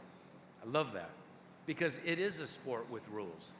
But what are the rules that govern our sport? The ABC Unified Rules, the ABC Referees Manual that was just updated in 2024, the ABC Regulatory Guidelines, the WBO regulations for World Championship contests, and we cannot leave out our local commission rules. Everything that we suggest and that the manuals suggest and what we suggest from Las Vegas, Nevada may not be what your local commission supports. So it's absolutely imperative that you check with your local commission for any controversies in regards to our rules. The referee's manual is additional commentary to the unified rules. The unified rules only have 13 rules. So when some people say that, well, the rule says this, the rule says that, actually, it's not the rule. It's the referee's manual that says other things. It's additional commentary. The ABC Referee's Manual is to provide criteria and guidance on referees' mechanics, ensuring uniformity, consistency in actions, responsibilities, duties, and overall performance of all professional boxing referees. The ABC rules, number 2, the number 2 rule in the ABC Unified Rules is that the referee is the sole arbiter of the bout. Because there's now an "and," I could stop. The referee is the one that is in charge of the ring. The buck stops with the referee. No matter what happens in the ring, the referee is the sole arbiter and the only individual authorized to stop a contest. So let's stop for a minute. The referee is the mechanic, is the instrument to do this. And the reason why I explain it that way is because what if the chief second says, you know what, his hand was broken in training and now he's not performing, I want this fight stopped. If the chief second advises the referee to stop the fight, what do? Absolutely, 100%. The referee stops the contest, right? What if the doctor suggests to the referee, I've seen enough, I want the fight stopped? The referee does this at the advice of the physician. So yes, is the only one authorized to stop the contest, but you have to understand that that means he's the instrument, he's the mechanic that does this, okay? This rule shall not preclude a video or other review of a decision under the procedures of the applicable regulatory authority if a protest is filed claiming a clear violation of the rules. So afterwards, in our local commission, they would file a protest, and if there was a rule violation. But remember that, we're going to talk about rule violation when we get to recent events, okay? Referees' primary duties to protect the boxers from serious injuries, enforce the rules fairly and consistently, always maintain control of the action, ensure that both boxers compete honestly. It's an important job that the referees have, very important job. We recommend that we as officials shut off our phones when we get to the venue, because the last thing I want to know is somebody got a flat tire somewhere. Somebody's not feeling well or something going on that home can take care of. I'm an official, I'm at the fights, I should have that phone off.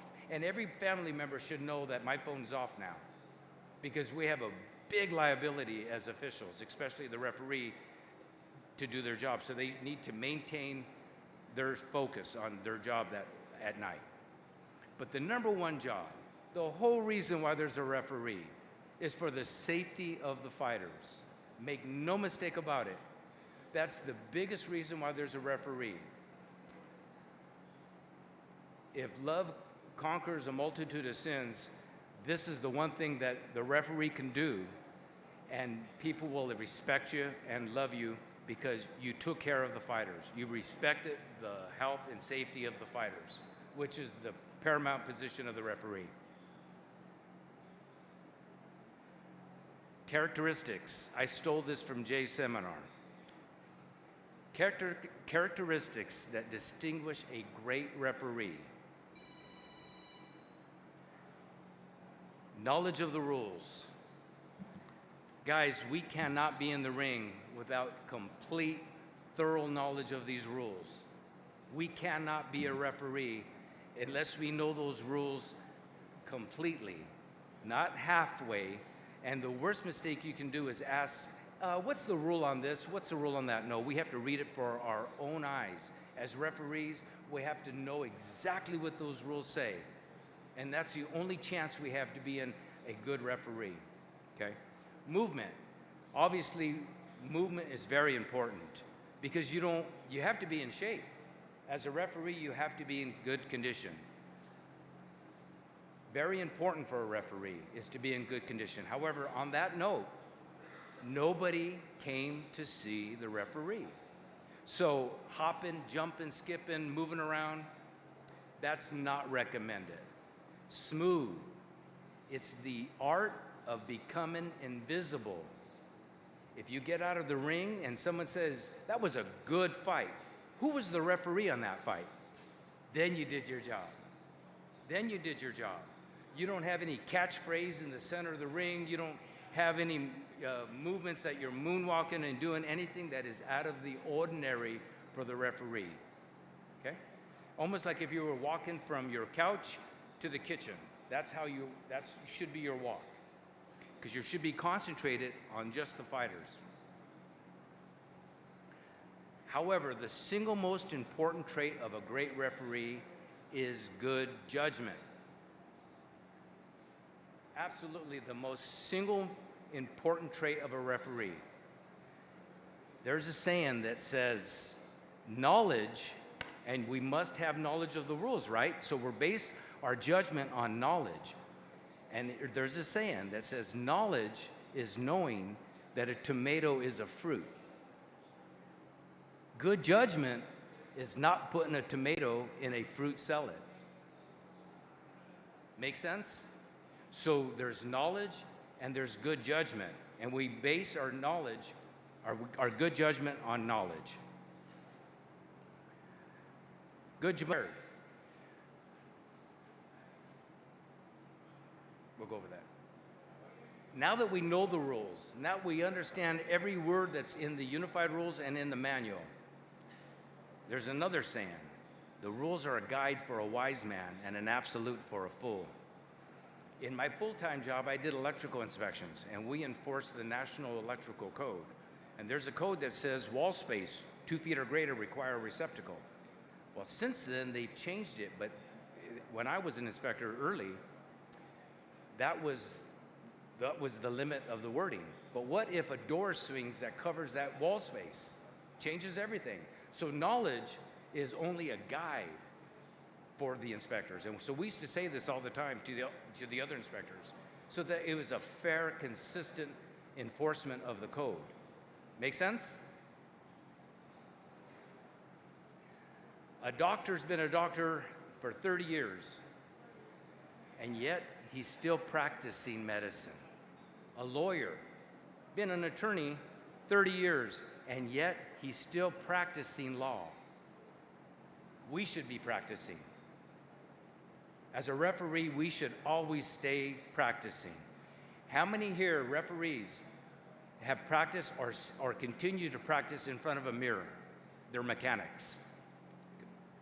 Let me tell you, when I first started, I thought that was absurd. It would be so vain to see myself in front of a mirror counting. Punches up. Watch your head. Whatever my situation was, I thought that was vain until I did it. And I realized how much work I needed, how horrible it was, and how I needed to clean it up. So we suggest that you practice in front of a mirror. Hey, what would you do if this happened? The fighter's down on a knee, and the other fighter goes to hit him, but maybe just hits him on the shoulder, or goes to hit him and hits him right in the head. Those situations, you have to mix it up, but definitely practice with a buddy system. Okay, recent events. Just recently, there was a big fight in New York, and I don't need to say any more than that, because remember, publicly, we don't criticize other officials, but we must learn from the history. So we're going to talk about the situations in this fight that we can learn from. We don't brush it under the rug.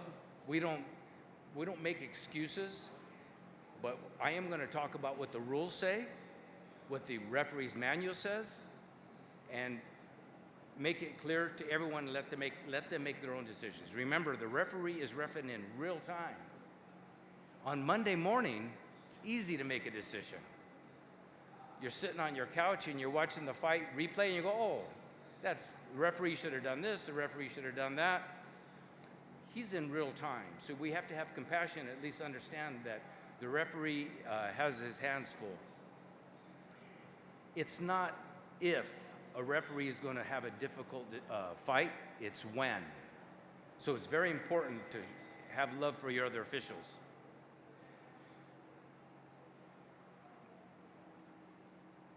When we talked about absolutes, there's no always and there's no never in boxing. We talked about the knowledge of the rules and the ways to apply the rules. A punch in the back of the head, probably the most dangerous punch in boxing, would you all agree? Most dangerous, maybe even deadly punch in boxing is a punch in the back of the head. Everybody understands that. However, if you're my opponent and then you're in the process of throwing a punch and my defense is turned my back, and now you land a punch in the back of the head, my fault. I caused that foul. That's the difference between knowing the rules and knowing how to apply them, okay? That was another example that I just left out. Okay, so in this recent event that I'm gonna discuss, there was options. A knockdown by definition, and we're gonna talk about it, a point deduction, a warning, and removal of a cornerman. All of this is gonna happen in the action of the fight. A boxer will be considered a down fighter when struck by a legal blow or blows, because it's singular and plural, if any part of their body other than the soles of their feet touch the canvas. We can stop with that. So if a fighter's been hit with a blow or blows that were legal and any part of their body touches the canvas other than the soles of the feet, what do we have? Knockdown. Very clear, that's a knockdown. If a boxer's hanging helplessly on the ropes, or if the ropes prevent a boxer from being knocked down. There was a fight with, in fact, the film that we had with Benny Kid Paret and Emil Griffith, he was basically helpless on the ropes. That would have been considered a knockdown. Tommy Morrison and Ray Mercer was another fight as an example, where Morrison was stuck on the ropes. That's a knockdown. The referees can call that a knockdown. Very clearly, it's in our rules. Penalizing points. In the fight that we're discussing, by the way, is Davis and Roach. So I wasn't even going to say the name of the fighters. I was just going to go over the rules, but I think it's important that we actually know what fight we're talking about. And again, it's not to criticize, it's to learn from. Unsportsmanlike conduct by taking out your own timeout. The referee, by the manual, has the authority to take a point. So if you don't call that a knockdown, you still have the authority to take a point, deduct a point. Do you all agree with that? Any questions, any debate with that? If a boxer fouls or acts in an unsportsmanlike manner during the bout or in between the rounds, the referee should admonish or disqualify the offending boxer depending on the severity of the offense. Okay, so this is the choice that the referee selected. He admonished the fighter. That means he warned the fighter. He did that. So now he's within the rules. It may not have been publicly the best choice, and we recommend that you call a knockdown, regardless of the explanation from the fighter, and or you deduct a point from, for calling his own timeout. Very important that you follow the rules and the manual. The chief second. Now this has been a big discussion because I've gotten a lot of phone calls, and I think you all may have heard this discussion. Should the fighter have been disqualified by the actions of his corner? There's most people that say, hey, that fighter should have been disqualified. Almost, we don't, and again, there's no always and there's no never, but we would almost not ever disqualify a fighter based on the actions of his corner. Would you agree, Jay? Almost. Now, if the cornerman reached out and grabbed the feet of the opponent while the other guy's hitting him, I think we have a disqualification. So we can't say always or never. But if the chief second is responsible for the conduct of the corner, any violations of the rules may result in a corner person's immediate removal from the corner for the remainder of the event. That's the choice. That's what's in the referee's manual, and that's what we suggest. So we suggest that would be a knockdown. We suggest that would possibly be a point deduction. And we suggest that this chief second could have been removed from the corner for his actions. When he reached up and touched the fighter's face, that is very clear that he should have been removed from the corner based on the referee's manual. Now, it's the discretion of the referee. So right, wrong, or indifferent, it's his discretion. But this is what we suggest, okay? And again, with our suggestions, please check with your local commission to make sure that your local commission is okay with your actions. Okay. Now, just a review of the recent nuances that are in the referee's manual, the latest updates, and recommended practices. Any questions at all?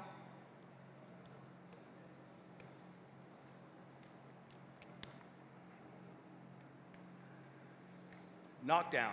When a boxer is struck by a legal blow or blows and goes down, it is recommended by the referee's manual that the referee should command down and signal by pointing to the canvas. Are you guys allowed to do this in your commission? In your local commission, do they allow you to do this? Okay, good. Why? Why do we do this? So that fighter knows that you declared a knockdown. So that fighter knows. So the cornermen know. So the commentators know. So the person all the way up to the nosebleed understands that that was a knockdown. For example, if a fighter, Usyk and Tyson Fury, remember where he bounced off one rope, bounced off another rope, and the referee did an excellent job by not declaring those knockdowns until the rope is what kept him from falling down. And then he declared it a knockdown. And when that happens, the referee should say, yes, down. So now it's clear to everybody. There is no ambiguity once I say down. Okay? It does something else because remember, what's the number one reason why there's a referee? Safety of the fighters. The number one reason why there's a referee is the safety of the fighters. So when you do this, it helps the referee focus on the fighter that's down. See, there was a time when the referee would just grab the fighter and send him to the neutral corner. Again, we've learned with information and technology, boxing is safer. Boxing is safer for the fighters. Now, this is the great Muhammad Ali on his back, the great Joe Frazier, and the great Arthur McCanty. And at the time, this was school book. This was perfect. But this was 1971. We've learned a few things. Today, when a fighter goes down, we command down. And we also keep our eye on the down fighter. I want to know if that down fighter engaged his parachute when he fell. I want to know if he slammed his head on the back of the canvas. I want to know if it was a flash knockdown and he's jumping back up. I want to know everything about that knockdown. At this moment, it doesn't really matter if the standing fighter is in his in his corner having lunch. It doesn't really matter because my main concern is the fighter that went down, and his life and safety is my number one concern now. Agree? So that's why we've installed the verbiage of pointing down. For those two reasons. A referee gait test is a nuance in the referee's manual. When a knockdown occurs and the boxers appear concussed or unsteady after rising, before the full 10 count is reached, the referee should give the down fighter the referee's gait test. So, at the count of 8, because remember, it's a mandatory 8 when a fighter goes down. So at the count of 8, prior to this tool, prior to this option for the referee, we had to do one of two things. We had to wave the fight off if we don't believe he's ready to fight, or we have to command box. But what if he's concussed or he's unsteady? One more tool, if your commission allows you to do this and you so choose to, is to give him the referee's gait test. Have him walk this way. And when you do that, you've continued your assessment, you've wiped his gloves, and or you've sold your call. The fighter is in fact concussed or unsteady. Okay? Any questions with that?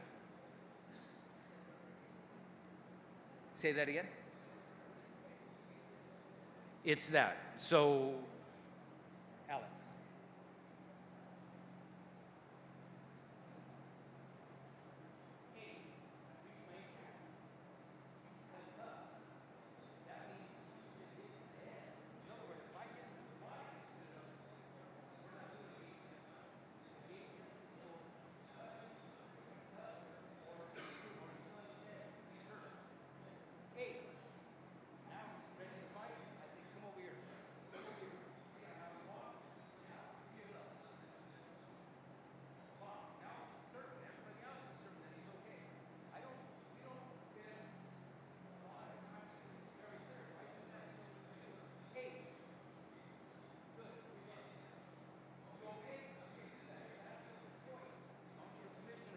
That's fine.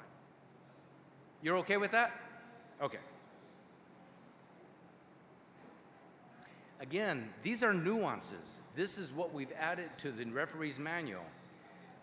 A lot of times when we change things, people may be reluctant, but give it a try. If you're not doing it, we recommend, again, for the safety of the fighters. There's other tools that you can use because that referee's count belongs to you. But we think that this is probably the best practice if you're not sure, if you're not certain if this fighter is ready to continue. Okay, it gives you one more certainty. But on that note, if a referee has not decided if the fighter can continue, then that's probably your answer. Then you've got your answer. If you're not sure he can continue, then we stop the fight. Safety of the fighters is first and foremost. Okay? Okay. Slips. This is added back to the referee's manual. It was removed and now it's back. When a boxer goes down and the referee deems it not to be a legal knockdown, they should immediately wave both hands in a crisscrossing motion at or below the waist level and verbally command, no knockdown, slip. So a fighter goes down and there's not a knockdown.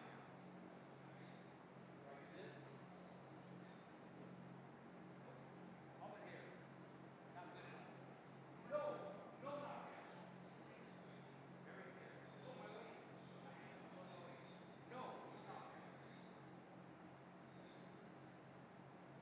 So now the person, both fighters know what happened. The commentators know what happened. The person in the nosebleeds know that that was a slip or that was a no knockdown. Pretty important. A lot of times we watch a fight and we're like, was that a knockdown or was that a slip? What was that? You know what that one was, right? Okay. When a mouthpiece comes out dislodged and concurrent with a knockdown, the boxer rises before the count of 10.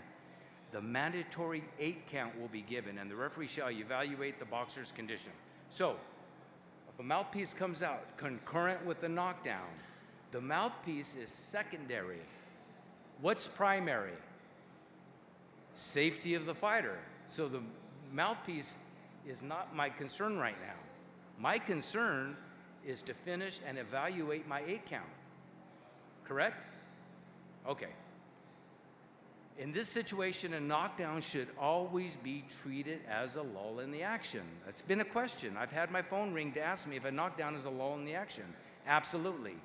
We're reading it. A knockdown should always be treated as a lull in the action, and the mouthpiece should be replaced before allowing the fight to continue, to resume. When replacing the mouthpiece, the referee may call time, have the mouthpiece rinsed and replaced, or the referee may quickly replace it without calling time or rinsing it, depending on the circumstances.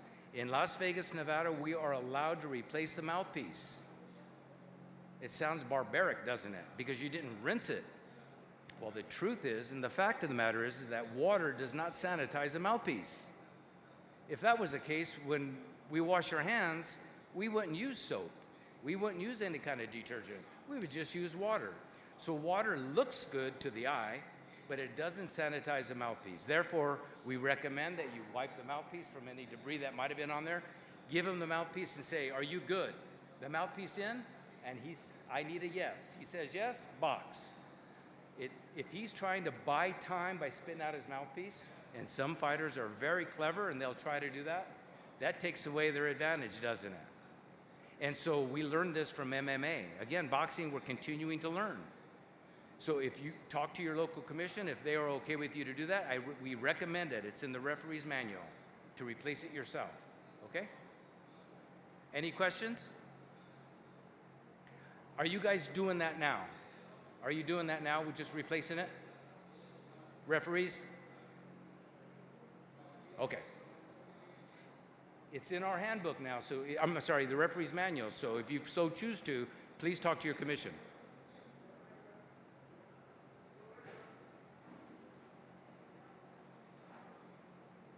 Edgar? Ok, yo personalmente lo hago cuando el boxeador trata de sacar ventaja. Espérate un momento. Ok. Okay. Yes. Por ejemplo, estoy contando y expulsa el mouthpiece a propósito para ganar tiempo, pues yo vengo y se lo pongo y vamos a pelear. Okay. I think this is great because what he's describing here is good judgment. If you want to have it rinsed and replaced, have it rinsed and replaced. But if you believe that the fighter is taking advantage and trying to get time out on his own by spitting out a mouthpiece, then you can replace it yourself. You're using good judgment based on the referee's rules and the referee's manual, okay? Low blow mechanics. The rule has not changed in boxing. We have not changed the line for the low blow. In no way, shape, or form has it changed. In the center of the ring before the fight, the start of the fight, a referee should determine where the belt line is, top of the hip, and where that is on both fighters, and communicate that point to the fighters, their cornermen, and everyone else who's involved. So if the fighter comes in and his trunks are this high,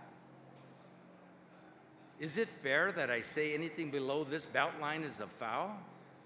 Absolutely not. See, back when my dad fought, I wanted to wear his trunks when I fought, but they were too small. And we were the same size because back then, You remember what the Lakers used to wear? Their trunks were about this big. Back then, that's what athletes wore, were smaller trunks. But today, holy cow, their trunks are this big. The belt line, just the belt line alone is this big. So we're just trying to help define this situation for all the referees. We're trying to understand that the belt line is hip to hip, okay? The top of the hips. Now, does that mean it's through the navel? Sure, it's still through the navel. Remember that in football, you step on the line. In basketball, you step on the line and you're out. Boxing is like tennis. Remember, the ball hits the line in tennis, it's fair. Boxing is like tennis. So if a fighter punches another fighter on the navel, that's a fair punch, right? Side of the head. The boxer punches a fighter on the ear, that's a fair punch. It's on the line. So that's all we're saying. But help yourself. When they're in the center of the ring, determine exactly where you're going to call on both fighters. That's the first thing you should do when you call them to the center of the ring. Center ring. These trunks are high. Anything below this line, I'm going to let you work. Anything above this line, I'm going to let you work. Anything below this line's a foul. Both sides. If you do it to one, you have to do it to the other. The other one might good. These trunks are clear. Anything below this line's a foul. You should do that in the center of the ring. Okay? Self-injuries. This was another one that was reworded, and it's going to conclude the referee's presentation. If a boxer injures himself while attempting to intentionally foul their opponent, or gets injured, knocked down, or knocked out while performing an illegal or unorthodox move, the referee will not take any action in his favor, and the injury, knockdown, or knockout will be considered the same as one produced by a fair blow. So let me explain this. Two fighters are going, just as I described a minute ago, two fighters are in action. You're throwing a punch, and my defense to your punch, drop my head all the way down. Is that a legal defense? It's not a legal defense because legally I can't hit you anywhere but in a foul zone. But I'm on my way to throw, say, an overhand right, and I'm going to throw this overhand right, and this fighter completely ducks.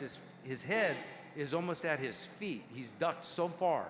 And now that punch, if he was standing straight, it would have landed right on his face. But because he ducked so far, or he turned his head, that foul now belongs to him. He's the one that created the foul. There's cause and effect. The effect was the punch, but the cause is because he turned, or he was illegal in an illegal situation, unorthodox or illegal. And say he gets knocked out, we have a knockout. What's best for your decision making is to call that a knockout now. You could have a disqualification, but how fair is that? I could be a world champion 50-0 if every opponent I fought, all I do is get him disqualified by turning my head. Understand? Makes it clear. Do we have any questions at all? Referees, you're good? Again? Oh, yes, sir.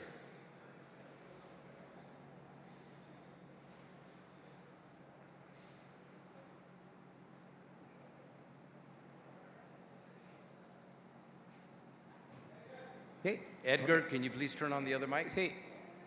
En esa falta no aplica los cuartos asaltos ni los 5 minutos. Que puede ser en cualquier asalto, que no aplica los 4 asaltos ni los 5 minutos, porque él mismo se dio ¿cierto o no es cierto? Thank you so much, because we didn't talk about that because that has not changed. The 5-minute rule does not affect a self-injury. There's no 5-minute rule for a self-injury. Thank you so much. Now, you do have a 5-minute rule for an accidental or an intentional foul, but you do not have a 5-minute rule for a self-injury. Thank you. Gentlemen, absolutely, like always, my pleasure to be in Puerto Rico. You guys should have my telephone number, each and every one of you. I'm always available, and I'm more than willing to help with any situation, so you're welcome to give me a call. God bless you. Thank you.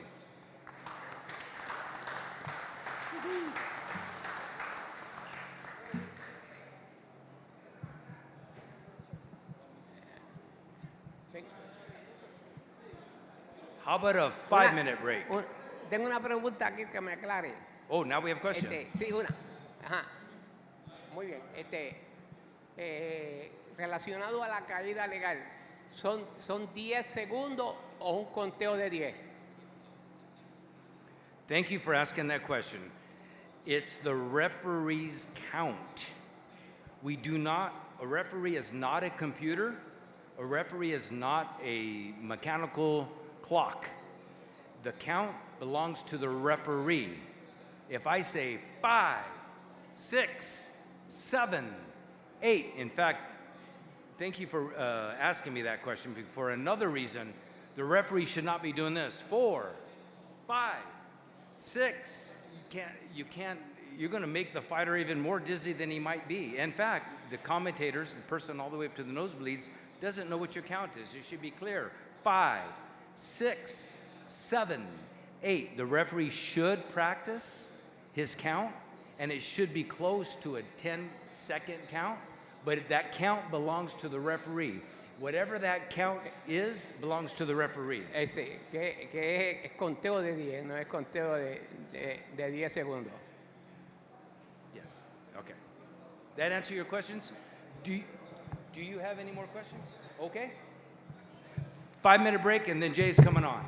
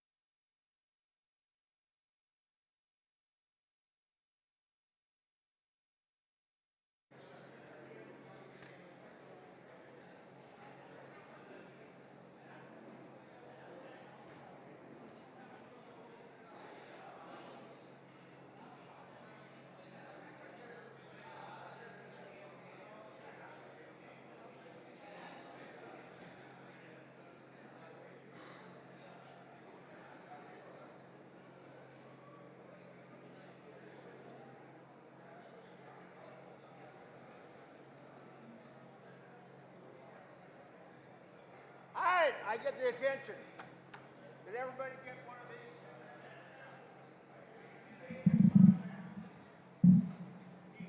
They have to use this so we can translate. Oh. So you have to speak into this thing so they can translate. Yeah, as soon as those guys in the back stop talking, I'm going to start. Somebody tell them to dummy up back there.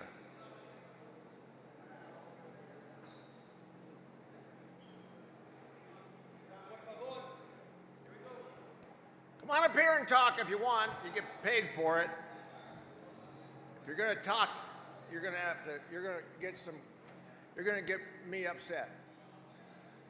I came all the way from Las Vegas to try to teach boxing referees to be better boxing referees, and sometimes boxing referees are the hardest people to talk in the world. And the reason it's hard to tell a referee anything is if you don't have confidence in yourself and your judgment, you can't be a boxing referee, because every time you correct or try to enforce a rule, half the people, hey, I get to talk. You guys can't talk back there. So, big guy, you can't talk just because you're big. I'm just almost as big. No, I'm not. All right, no more talking. I want your attention. All right, have her sit down. All right. If you don't have confidence in yourself, you will be a lousy referee. You'll be afraid to do what you should do. So it's important that you have confidence in yourself. That's the number one aspect of a referee. Not arrogance, but a belief in yourself that you know what to do and how to handle it. And if you don't know how to handle it, fake it. And that's always the best thing. So I passed out this thing, and we're going to go over some very, very simple. Oh shit! I mean, heck, some of these are in Spanish. Okay, I'm going to basically read through this with you, and then we can just each one. We're talking about instant replay, and the instant replay guy is called the review official. And I've done almost every fight in Las Vegas, every fight, almost every one of them, for the last 3 years, and I love doing it. Yeah, so the review official, his job, like it says there, number one, is to provide consultation to the referee about or about the replay. And if a referee misses, say, and it happens all the time, or it happens a lot, you see in the third round, oh heck, there's bleeding coming out of his eyebrow, either side. Was it a punch or did they clang heads? You only have two options. There's a good chance you didn't see the punch, and there's probably a good chance you didn't see the headbutt. So that's what brought us into business, is to be able to go back and look at that. And those are the most common. We also, would he have fallen down, and the rule that who knows what the ABC is? Do you know what it is, what it stands for? Okay, in the United States, we came together, I think it was in '86, and we created the Association of Boxing Commissions. Before that, there was no organization that that was solely there for officials by the state, and then each state has a member, and I was the one from Las Vegas, and we wrote the rules. There was about 14 of us, mostly referees from all over the world, and over a 14-day period, we wrote the ABCs, the Association of Boxing Commission Rules and Regs. And that's what Russell commented on mostly today from those. And they change eventually. Instant replay is something so new that the ABC hasn't made a rule on that yet. So this is what Nevada wrote. My wife typed these about 5 years ago. And this is about the 5th time we've changed the rules slightly. So this is the most common, or the most up-to-date one. So the first thing you got to remember is that the referee has the final say. But what we do, and if you, I don't want to just read these to you. What we do is, if we see something, we pick up the headset. If it's a television fight, which everything in Las Vegas is television, we pick up the headset and we push a button, and that goes to a person back there who is behind the camera or in charge of which camera, because there's an average of 7 cameras at every fight. And we try to get the best view to look at it as quickly as possible. Now, sometimes we can't look at them until the round's over, and other times they'll have time for us to do it. So I get to go back and wait for them, and they pull it up, and I'm looking right at the screen, so I can see, did his hand touch when he went down? Did he hit him when he was, if a guy gets hit when he's down, or was he all the way down yet? So if you hit him, if you hit a guy on the way, if he's going down, can you hit him on the way down? Yep, you can. That's legal. But if he's touching ground with anything besides his feet, then that's illegal, and that's something else we look for. But headbutts versus a punch are the most common things we look for, and we probably do that, I don't know, every other round, it seems like. And you can actually get help, and I make it a point personally to go out to the TV truck and see what they have to eat and drink, but then I also find out who I'm talking to on the phone, and that makes them feel like they're part of the team, and I'm part of the team with them, and they like that. And I tell them, if you see something and you think that it's interesting enough that I should know about it, play it back wherever you can. And so about almost every round, these guys will show me what they thought was interesting, and if they think that there was something that I didn't notice or comment with them on the phone, because they're out in the truck, sometimes I have to call them on my own phone, my cell phone. But I want him to help me, or her to help me. So if they see something and I didn't, or no one else saw, they'll show it to us. And just as often as not, they spot it before I do. And so if you create a relationship with the people in the truck, it's like having another head you can talk to. And they probably have a better view than you do, because they've got four cameras from different angles. The referee is the sole arbiter.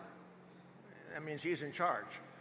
However, the rules are written in Nevada now that if there's instant replay available, and instant replay shows that it was in fact a knockdown and not a slip, or in fact it was a slip or a trip and not a knockdown, or the punch was low, or whatever the vowel was, they always show it. They show it to us again, or I pick them up the phone. Can I go back about a minute? And they'll wait probably till the end of the round. And now I take this light. You bring it, the light to let you know where the instant replay light. We have a light, and we actually stole it from a street that was being reconstructed. Are you guys going to talk all day? Somebody slap those guys. That's 2. 3 and you're out. Okay. This is exactly what we use. Like that. And we put that up at the end of if we want to do it during the fight, if we put that on the ring, because we're ringside, the referee, when he sees it, will call timeout. Normally, we wait till the end of the round, and then we put it up, and if we don't get the view we need from the truck or the camera truck, we leave it sit there, and when the 1 minute rest period ends, they send the fighters to the neutral corners where they cannot be coached or communicate with the corner, which is important. And then during that time, I can go through it, or whoever is the instant replay official can look at it then. We don't try to overrule the referees. We want to try to, if a referee makes a decision on anything, we don't overrule it. But if there's something he didn't see that he should have ruled on, then we will call him, and if it affects if it would affect the score, we will take the scorecards back to the judges and say, would you consider that, we consider that trip a knockdown, would you change your score? And they have an opportunity to change the score if they want to. And we sit there and wait, and we go back, and we actually extend the rest period to get that done. We take them back to the judges and say, that actually, he thought it was a trip. In fact, it was a knockdown. Will you change your score? And that usually goes from a 10-8, from a 10-9 to a 10-8. But we have to give it back to them, and they have to sign it. So that's the purpose, and the methodology of it is to get it to them as fast as we can. We have one of these on each side of the ring, one with the timekeeper and one with the commission, so they're on opposite sides of the ring. And when we turn them on, the judges know not to score the card yet if we get it on as soon as it ends. And we try to do it right as soon as the bell rings so they won't start marking their score. But so we won't have to redo it. I made those things at home. I think I have four pair. They're all different sizes. And Russell found them at a store somewhere anyway for construction sites. So that's what we're using now. I was going to bring mine. The timekeeper has to figure out whether to extend the rest period or not. So he has to be in part of this thing with us also. So our sole job is to make the right decision. And referees, believe it or not, are glad to have it. Most of them think we're there to tell them when they screwed up. Not. They want to know if they see a knockdown and in fact the guy tripped. I could tell you all sorts of different things. Or if a punch was low and the guy goes down, how low was it? If it's below the belt but before your dingling, that won't hurt. It has to be below your ding-a-ling before it's really going to hurt you. So if a guy goes down from a punch that is here, he's trying to get the point. Even though it's low, he shouldn't have gone down. And the referee should be told that was low. By the way, my theory on what referees should say to fighters are only 3 words. Box, stop, break. Nothing else. You shouldn't do that, or don't hold. Or you can say stop, box, break, and holding. Those are the only 4 words that referees should say in the ring, and if you say more than that, no one's going to listen to you anyway. Stop, box, break, and holding. If you say holding, you don't say you're holding, you just say holding, and pretty much they're both holding anyway. All right, let's go down here. If we go on the front page on Roman numeral 4, his obligation and duties. You're sitting at the table, that's a duty to sit there. Provide consultation. We're not there to make him feel bad. We're not there to say you missed that. We're there to try to go with it. It's when you have so much, if you're not confident as a referee, but you are confident if you're a competent referee, you have all the confidence in yourself. If you don't, you'll turn out to be a lousy referee. You have to be sure. I called balls and strikes for college baseball for 26 years. And I became deaf from all the boos. So boxing I've been doing this since, I got my first license in February 3rd of 1973, just after I got out of the Army. Anyway, it's an honor to be in the ring, in my mind. And if I have a boxing match, everything else is behind that. And would someone tell them to stop honking their horn? That was supposed to be a joke. Thank you. I heard a chuckle somewhere. The referee, the instant replay official asks the TV truck to send it back to you. And they can do it right away, or they can wait till the end of the round. And sometimes you have to extend the round. And then we often call the referee over if he wants to look at it also, or if I think that he should take a look at it. If I'm not sure, let him, because that'll be his decision. So we'll turn the TV around and he'll look at it. But most of the time, I can see what happened, and I'll tell him, that was not a knockdown. That was a trip. Or he hit him when he was down. He had already been down, and he got hit while he was down. And then we go through the mechanics of what do you do when someone gets knocked down and the guy hits him when he's down? There's an 11-point thing that referees should know. I won't go into that with you. So we gesture RO to the, I'm looking on page 4, on number 6 now. We request the activity for the yellow lights, call timeout, send the fighters to the neutral corners.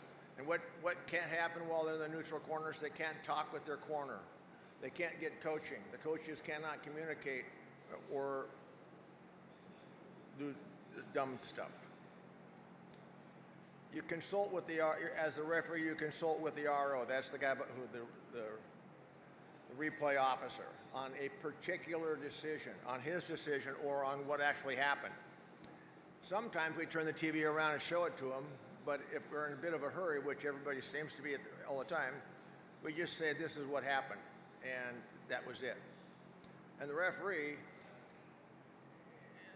I think that if they told me that I was wrong, I might be upset about it, but they're not. They want it done correctly also. After the referee has called a timeout to review, the fighters will go to the neutral corners. Inspectors shall not allow them to talk. I'm down on H and I. In the event the referee witnesses a possible violation, the referee shall request the RO, and that happens about once every 12-round fight. A referee will come over and say, I'm not sure if that was a headbutt or a cut. I didn't see when it happened. And then we do. We go back and look at it on his request. But we do it during the fight, and we try not to extend the rest period if we don't have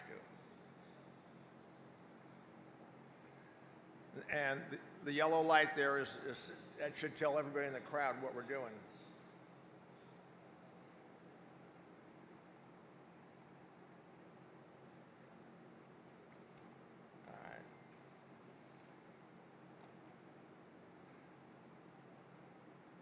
If necessary, if you read this thing, it pretty much tells you what I'm saying here.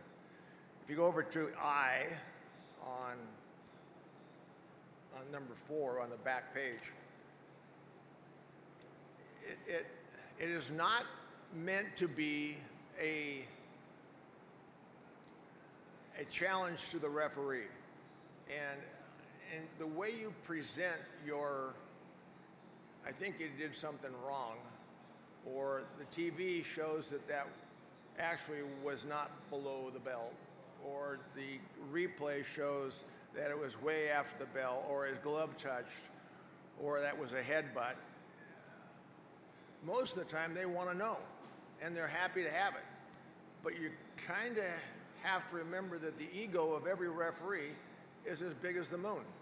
So you can't really bark at them, because they'll focus on that. So you just try to say, this is what it was, we saw it. And most of the time, thank you is what they say. Thank you. They want to know. but sometimes they look at you like you're on glue. So try to remember, if you're going to do this, that they have. Was that meant for me? Bullshit.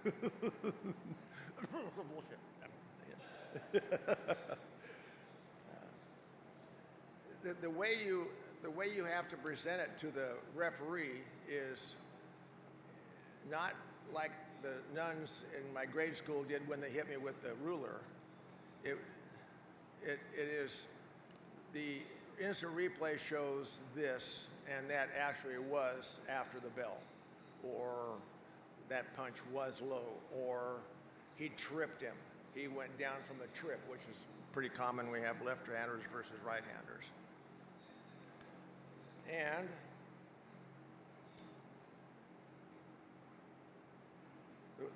we extend the 1 minute rest period when we do this, rather than stop the fight. If something happens in the fight that we should stop the fight, like on a knockdown, if a guy it really wasn't a knockdown, and I can see it clearly without help of the replay, I'll put the light up, and then I'll tell the referee that was a trip. I saw a trip. And I don't need the instant replay, but we might go back to it and we might not. But normally I would say, we're going to go to instant replay because it was a trip and it was not a knockdown. He fell over it. So I don't really have anything else that you guys can't read on this thing. It's pretty simple. There's 4 pages. Yes, I have a question. You can just yell it. Hello. Okay. Please. Who's in charge? Traduction, please. Okay. Translate for you. Translate for you. What? Spanish? You know Spanish? Oh, thank you. All right. Okay, un caso que puede traer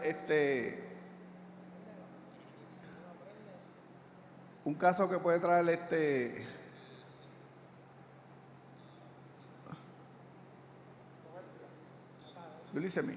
Okay.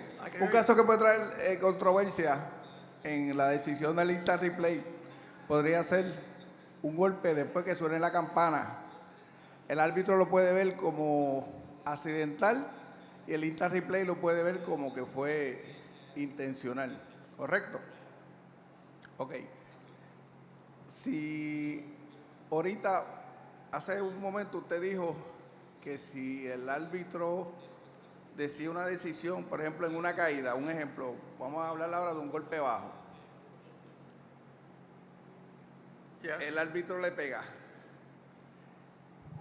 El boxeador cae, el árbitro le cuenta. El instant replay dice que fue un golpe bajo y el árbitro dice que no. ¿Quién prevalece, el árbitro o el instant replay? Es que me quedé con esa duda. Well, good question. It's a good question. And it has happened. But we go and we show it to him, and then he realizes what really happened, almost and sometimes in slow motion, and he can see what happened, and then they don't disagree. In essence, the referee is the only one to make decisions unless, it says in these rules, you'll read them, instant replay clearly shows that something else happened, and we correct that to whatever he did, we correct that. And most of the referees, after 1 or 2, they're happy to know that the right thing was done. Si el árbitro no está de acuerdo con la decisión del instant replay, ¿cómo van a votar los jueces? Yo sé que... Well, in Nevada, if the instant replay official says, and it will say in here, there is clear evidence, then the clear evidence will what is being used from the replay. and the referee will have to eat it. Ok, que ahí la autoridad del árbitro no va. The referee is not the final say is the instant replay if the instant replay clearly shows this or whatever it was. Only if the instant replay clearly shows will it attempt to overrule the referee's decision. Pregunto,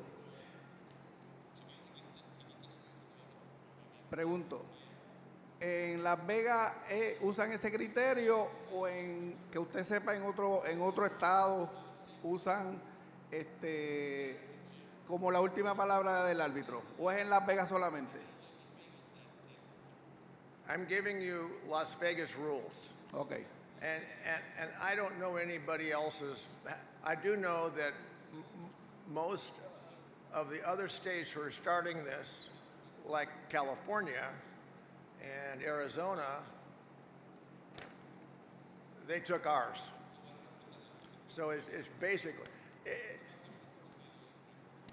but it does state here that the referee can only be overturned by a clear vision of what truly happened. And it is clear that this was right. And if the referee wants to say no, that's not the way it goes. It's kind of like instant replay doesn't lie. And there's two of us all at this thing watching it, and we've never had a referee do it but agree. And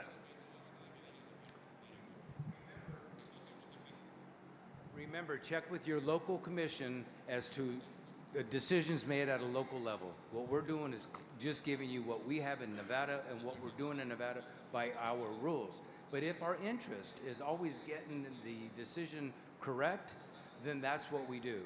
If it's clear and conclusive, then the replay official will tell the referee, no, but here's the video and it was a knockdown, or it was a headbutt, or it was a punch, whatever that clear and conclusive video shows. we have never had a situation where the referee disagreed with us. And if he did initially, he came down and looked at it and he changed his mind. Ok. Tengo una pregunta. La pregunta es a José H. Rivera. Si el árbitro está trabajando la pelea por las reglas unificatorias, si es las reglas unificatorias, la segunda pregunta de las reglas unificatorias dice que el árbitro es el árbitro de la pelea, pero está la repetición instantánea que se puede recorrer a las mismas, y eso es lo que se van a basar. Búsquese en las reglas unificatorias que dice que el árbitro es el que envía, pero si en ese estado está aplicado la regla, como lo dice ahí, usted tiene que dejarse llevar porque tiene la potestad de la regla, revoca al árbitro. Si usted está trabajando por la regla unificatoria en la pelea y hay repetición instantánea, para que lo lea, ¿bien? These are the thing that I pass out to you. The thing I passed out to you is the complete rules and regulations and the application thereof. This isn't rocket science, and we don't change it. We don't want to overrule a referee. I've been a referee since '73, and I know I've made a lot of mistakes, probably more than everybody else in this room combined. But if it's clearly, and that's what the rule says, is clearly shows that this was not what happened, or that, then once you show that to the referee, then he normally will make the same decision you do. It's not a contest. We don't do it just because we can. We don't want to. Last thing I want to do is embarrass the sport. So take a look at these things, and basically that's everything here. If you don't want to read it, you don't have to. But these are pretty common now in every other state. Yes. Hi. Okay. Hi. Welcome to Puerto Rico. Okay. Mi pregunta es, si la revisión es en el minuto de Mi pregunta es la siguiente. Si la revisión del instant replay es en el minuto de receso y excede ese minuto, ¿cuánto tiempo más adicional le están dando a esa verificación del instant replay, si le están dando alguno? We extend the rest period. And when we first started this, and it was during the pandemic, well, yeah, we actually had one that took, I want to say 18 minutes. But we didn't know what we were doing then. we were village idiots. And that never happened again. But the thing is, we couldn't get the camera to us, and it was an important, it was where a guy stood behind the guy and hooked him over his shoulder, and it was a left-hander versus a right-hander, and they got their legs tangled up, and was it truly a knockdown or not?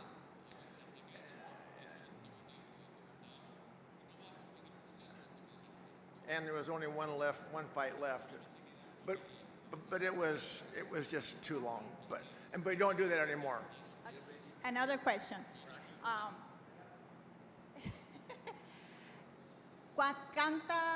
¿Cuántas veces se puede repetir en una pelea el instant replay? Si tienen un límite de cantidad. Hay deportes que limitan a cierta cantidad de instant replay. No. ¿Se van a limitar, sí o no? No, I have, at most fights, we've had boxing in Las Vegas every weekend for the last 4 weekends, always on Friday or Saturday night. And I think we used instant replay that changed something twice in probably 10 fights so out of 40 fights, only 2 did we say that was a knockdown when it wasn't, or another one that was illegal. I forgot what it was. Or one was a cut by a punch that expanded, and we had to stop the fight later. So you have to know the origin of the fight. If it was done by a punch, he loses. If it's done by a headbutt, you go to the scorecards. So we had to find out how that cut was started, which meant we have to find the source of every cut, and that's most of what we do. I like talking, so if you have anything you want to talk about, it's fine. Okay.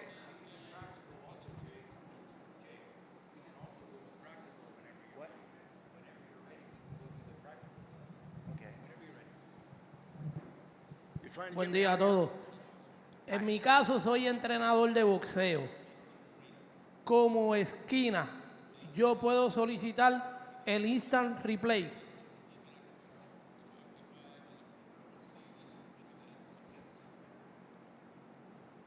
It hasn't happened in Las Vegas, and it's not.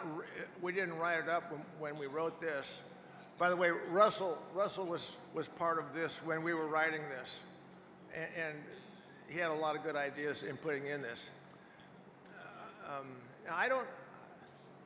I think that if somebody came to me and I was in charge of it, and I am most of the time, I'd ask for it. But I wouldn't be able to do it.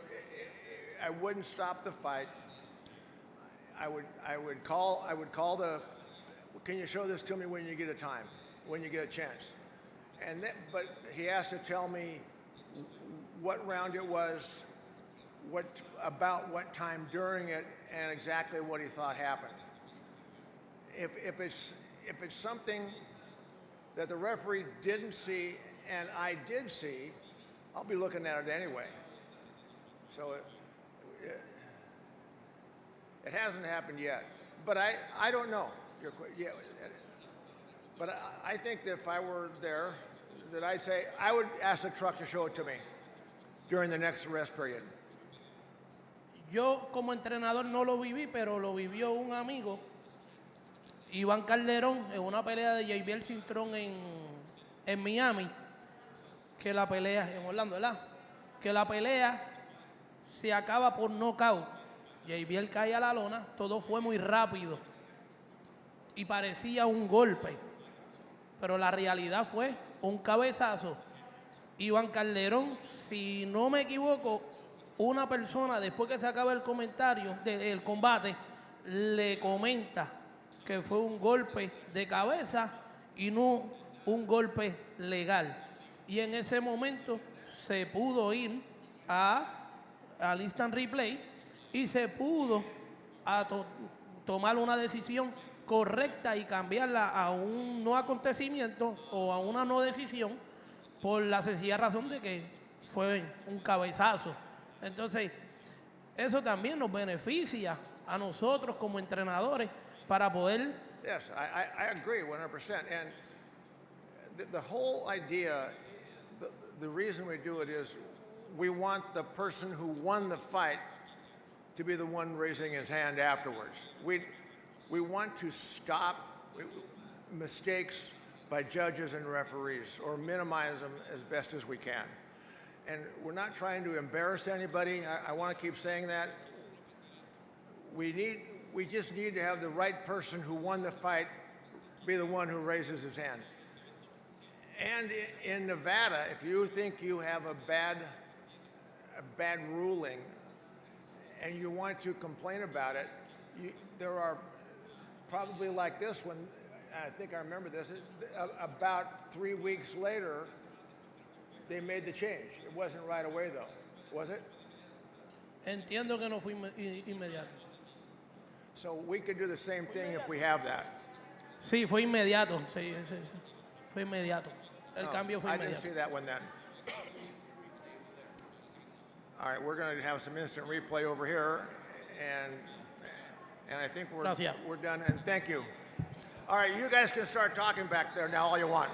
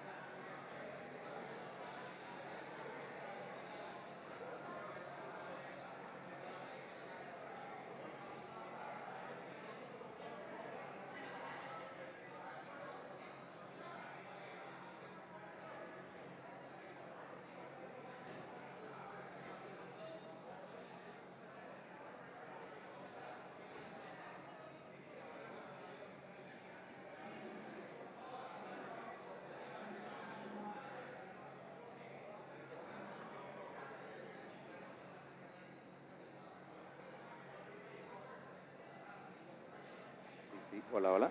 Sí, 1, 2. Hey.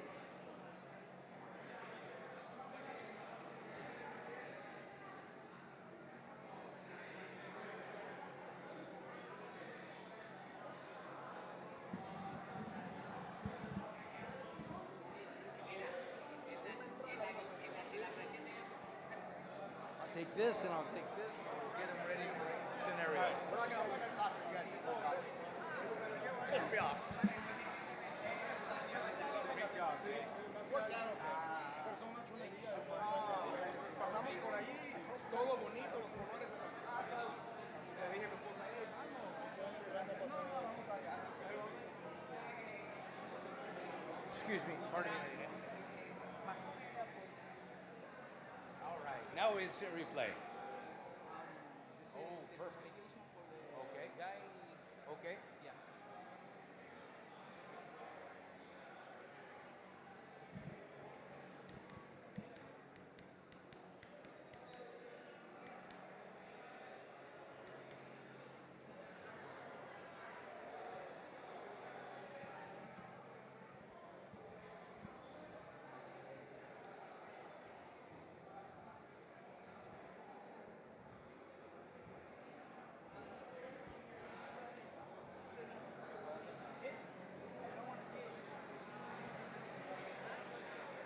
Okay, ladies and gentlemen, we're going to get started with the second part of the presentation, which is practical use of instant replay.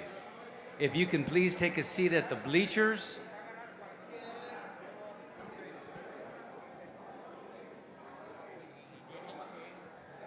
We'll come back, Jay. We'll come back. Our folks don't have the...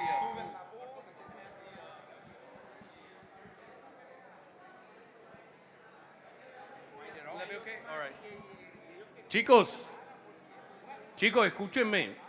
Disculpen la interrupción. Ahora vamos a pasar a la segunda parte de la presentación, que es el uso práctico de Instant Replay, de revisión instantánea. Tráiganse sus orejitas para que a mí me paguen y vámonos para el otro lado. Thank you. My honor again, brother. Super great to work with you. I'm freaking write it somewhere. I'm freaking interpret it for you and for you. Thank you, man. Yeah. Thank you very much. All right. Thank you.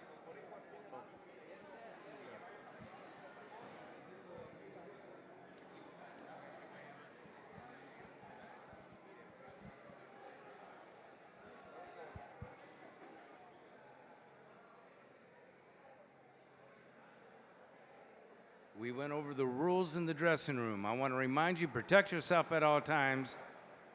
Obey my commands.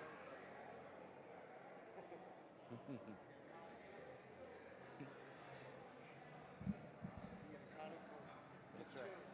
I know, it's only... I'm trying to get them to get over here.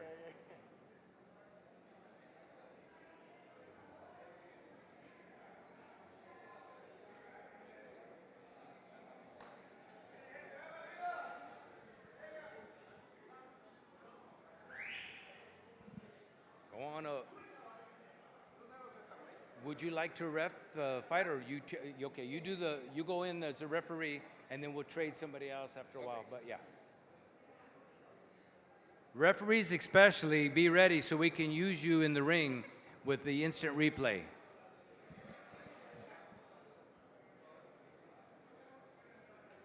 Jay Nady.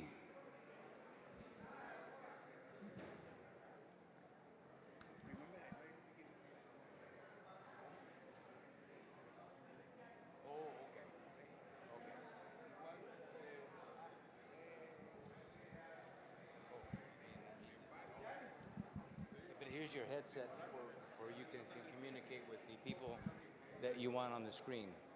This doesn't go to him. Huh? This goes to who? That's for your, he has one. So that's just for you and him. And I'll communicate to the others what you're doing, what your process is. What am I doing? They're going to do a scenario.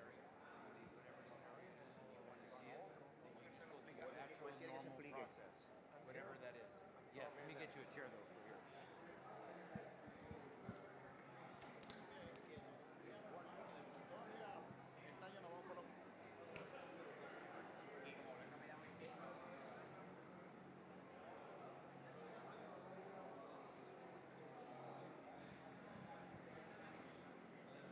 Listo, vámonos. Aquí.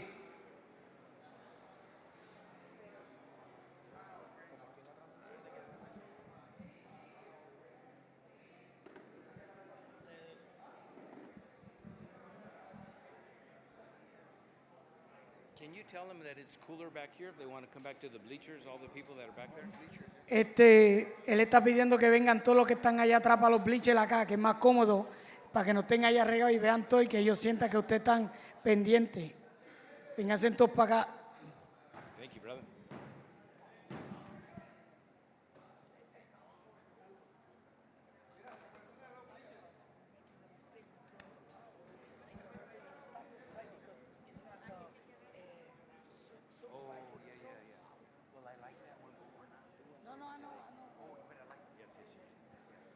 Okay, so what situation do you want to call out first? And I'll get a timekeeper over there.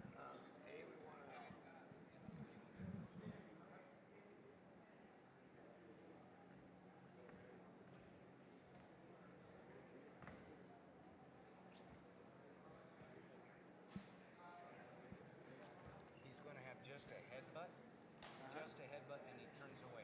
Okay. Do you need, you're okay? Yeah. Okay. Just a headbutt. Can you be the instant replay on that side? I'm sorry, timekeeper on that side with the light? You have to push it until it goes. ¿Cómo? Okay.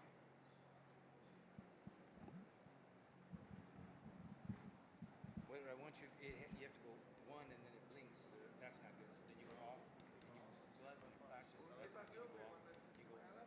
You go flashes again. You have to go one more time and that stays on. 4 times. It's 7 altogether.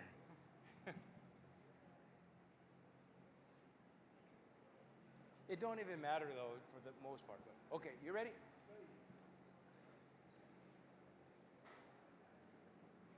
Ready. Get the bell. Production, are the TV okay? Edgar? The camera's okay? Okay, thank you. Tell me, please. Headbutt, right? Headbutt. The first sample. Yeah. Yes.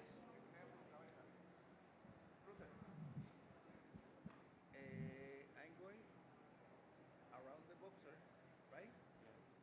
I can see. No, that's okay. Anytime. You're just do your normal thing, but you're still not clear if it was a punch or if it was a head, so that's okay. Okay.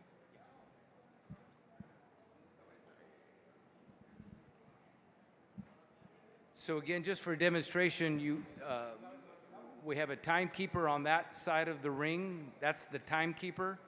So this is your instant replay official who's in charge of instant replay. Something happens in the ring, and Jay will call for instant replay. So he puts his light up, and when he does, the timekeeper, which is across the ring, will put their light up, indicating to the referee and to the judges that it's under review. But we're holding on for a second till we get camera.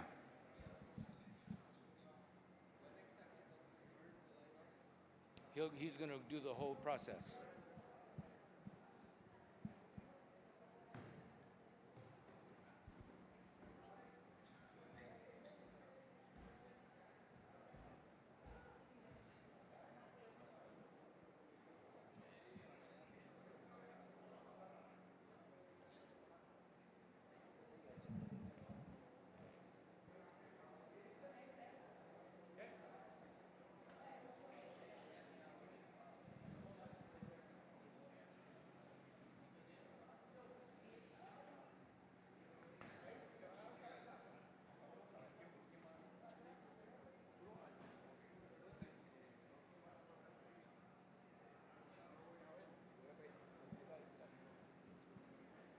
Ready? Are you ready? Okay. Okay, ref, we're ready. Listo.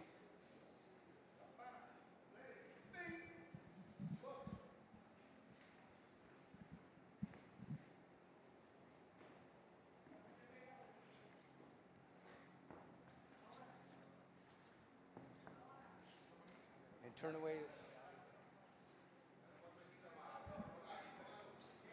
There.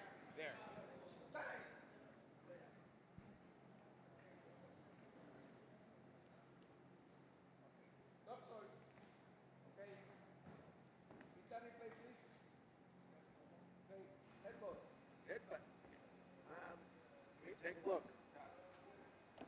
So now, I get on the phone,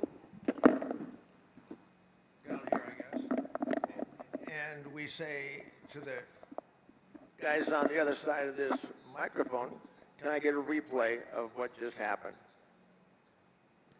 And they're going to give me a replay.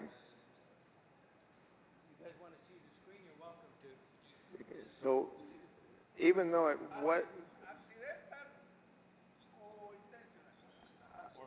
or you saw it, but you want me to review if that was the cause of the cut? All right. So there was a cut. This fighter is cut over the eye. So they're replaying it to see if it was caused by a headbutt or if it was caused by a punch. That's the scenario of review. But that guy was the one who got cut. Oh. I'm just kidding. I'm just kidding. Okay, so what we do, we watch it again, and normally we'll have more than one camera, and they will let me look at 2 or 3 different things, and it takes about just what it takes right now to do that. So if it takes more than a minute, that's really too long, but they're pretty good about giving us to and when we want it.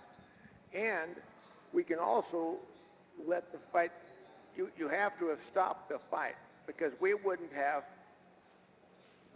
stop the fight just because he had a cut.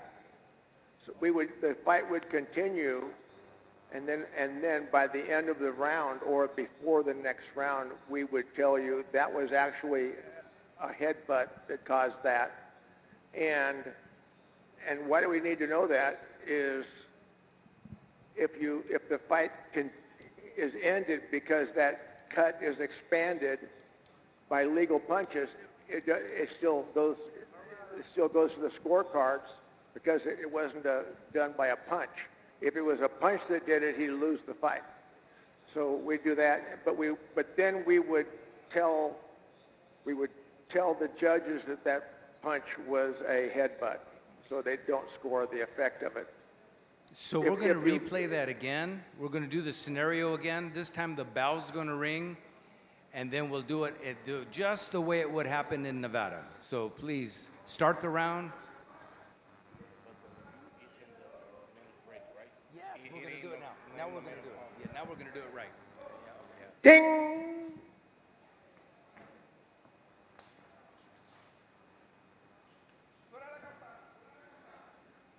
Perfect. No.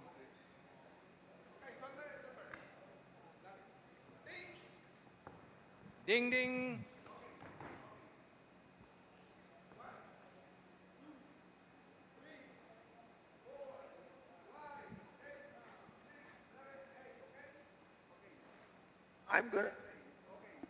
That means, Correct. that means I'm going to look at the review and find out if he hit him when he was down or not. And if he did hit him when he's down, you are probably going to take a point away from the fighter. Or probably. I'm not going to tell you what to do. Pardon? Yes. Or as soon as you want to take the point away before you resume fighting, if you can. But sometimes... So, referee. Espérate, Jose. So, instant replay determined that he hit him after he was down. He was down. So now, before the round ends, take a point. You would take a point because it was a foul. If, in fact, that was his discretion to take a point. Or he would give him a hard warning, right? Okay, if he didn't see it and the fight continued, then we would review it. I'm not going to review it probably till the end of the round anyway, unless you call it. But even if you did call it, I would still review it as soon as I could. So I can't always get to it right away. You're okay with my English? Are you okay with my English? Okay, so now what I want to do is just let the bell ring. He's cut. He's bleeding. Okay, but they're both fine. They're okay, but he's bleeding. Okay, and I'll announce it that he's bleeding. Then the round ends. They go back to their corners like normal. Then it goes under review. Okay, that's what I want to do. Okay. Yeah. Okay. The round's going to start, and lights come down. Brand new round, brand new situation. Okay. So you guys are boxing, and you're cut. Okay, but you're just bleeding. Nothing else has happened. And now the end of the round sounds. Ding, ding, the end of the round. You guys go back to your corners. Then we review it. All right. Okay. But don't go down. You're bleeding. You're bleeding. We don't know why. We don't know why. Okay.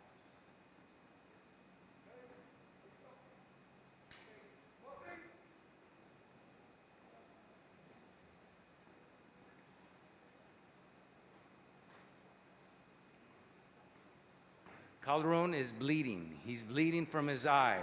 He's bleeding from his eye. No, continue. No, Jose. Just continue. Ha! Continue. Okay, bell rings. Ding, ding, bell rings.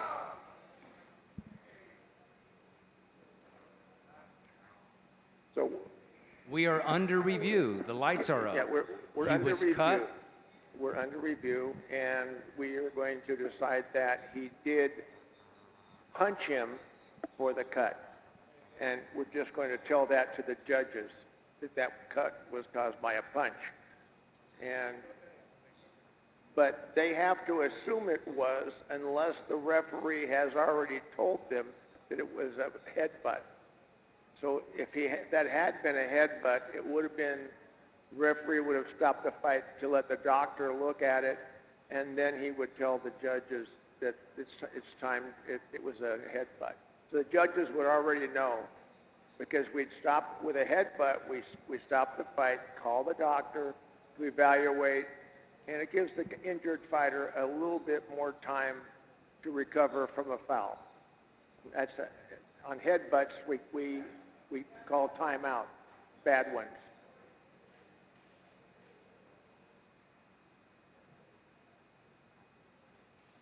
Calderon. Jose. So now is that you slip. You slip. Clearly it's a slip. But Jose, you call it a knockdown. Just do your normal. You're going to... Okay. Okay, he's going to slip. He's going to slip. And it's clear that we all see that it's a slip. But you called it a knockdown because we're human. And you call it a knockdown, you do your normal thing, you go back to start the box again, and then the bell rings. And he's going to do a review. We are going to review after the end of the round. Yes, yes, yes, yes, correct. Okay, all right. New fight, new round, new ref. Ding, ding.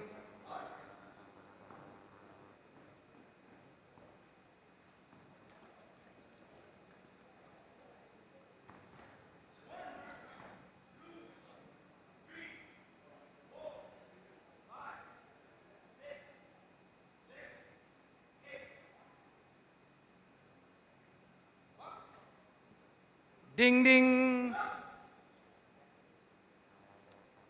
Now I'm going to go back to look to see if that in fact was a trip or a stumble or a punch. And then the referee should tell the judges, don't score yet. Hold your score until we make that decision. So you go to each judge and tell them, do not put your score down yet. Just like you would if it were when you take, if you hit him when he's down, then the same thing happened. You don't start counting. You go to the scorecards, and that was a foul. And then take the points away, and then call the doctor. Okay, so the lights, just to repeat what Jay said, is for the referee, and right now the judges are telling the referee is now telling the judges that it was a slip. Can you do that again, please? No knockdown, that was a slip.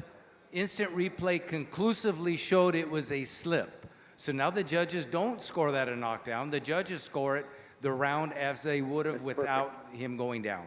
That's perfect what you just did. You go to each judge. Does everybody understand that? Another referee, please. Can we get another referee? Another referee, please.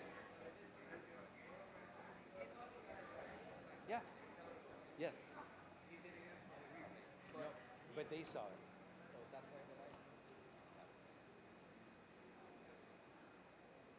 why The light only means that we are reviewing it. It doesn't mean something bad happened. We don't know yet. perfect. Okay, so now the situation is this. Okay. Oh, I'm sorry. Okay, so now the situation is that you go down with a punch, would you wave it? No knockdown, no knockdown. You saw it as a slip because we're human. You didn't see the punch. And then he puts the light on. Then we move out. The round ends, they go back to the corner. Same thing, but just the opposite of what we just saw. Okay.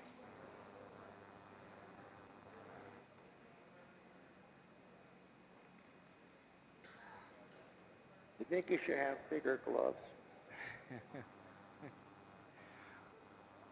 Ready? Listo? Ding ding.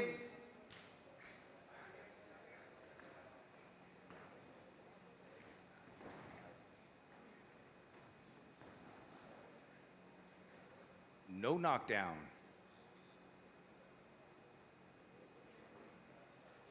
Ding ding.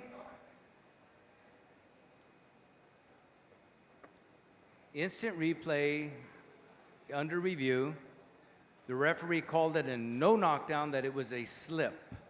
Instant replay is looking at it. Or a push? Looks like a good punch to me. I think the referee screwed up. Okay, so the monitor shows the first thing you would conclusive do as a knockdown. referee would go to the corners and tell them, don't score the fight. Don't write your score down yet. So and now then tell your judges, all three judges, that it was a knockdown by instant replay conclusive. right. Okay, proceed. Now, they can still be in their corner while I'm doing this. I mean, while I'm looking at it. Because the bell rang. What? No cornerman right now. Yes? No.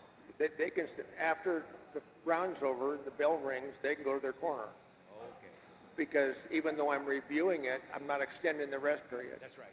That's right. Until I extend the rest period, they can stay in the corner. Okay. So you're doing this during the 1 minute rest period? Yes, I'm reviewing. So this what's during- important is during- that all of this review is taking place during the 1 minute rest period. And if we don't get it from the truck soon enough, or we don't make a decision soon enough, we'll send them to the neutral corners. Okay. If it extends to 1 minute, then the referee will call time and send them to the neutral corners. Until we're finished. We will not extend the 1 minute rest period with the cornerman, but we will extend the timeout to get it right. Okay, so now the referee is going to tell the judges, el jueces, knockdown. Okay, perfecto. Referee, next referee. Muchas gracias. Ivan? What? Trip or headbutts are almost the most common.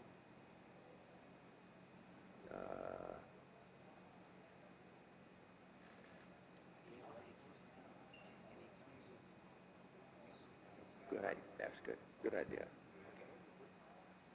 So you hit him this time. It's your turn to hit him with a low blow. I'm sorry, with a body shot. Perfect body shot. But you say no, and you go, ow, you go, that's low. When I call low blow?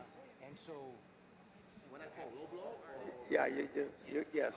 low. So what your mechanic would be is time. It's not counting. So time, and then he's able to continue. No. The opposite.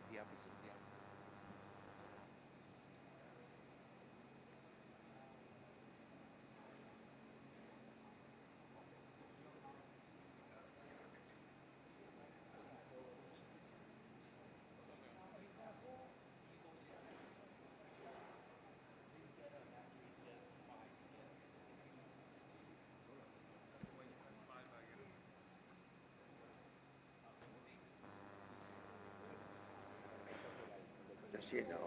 Does he know he's supposed to stop the fight? He's supposed to stop so that we'll go. Okay. Okay.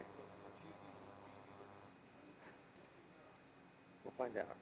I don't know. What's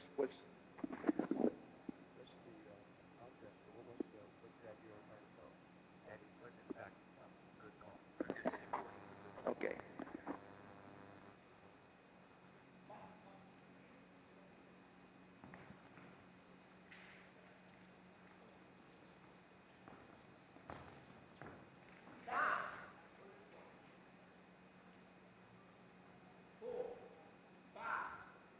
Say it was low.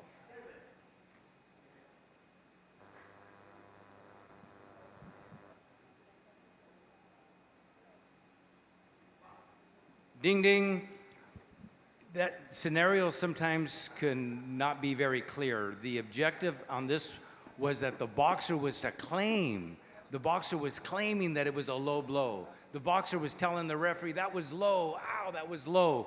But in fact, the referee called it correctly by calling it a punch to the side or a punch to the body, that it was a fair punch. So because he was claiming low, and because everybody thought it might have been low, the instant replay did review it. But guess what? The referee's call stands as correct as called. Perfect. Now what? Did his hand touch or his foot touch?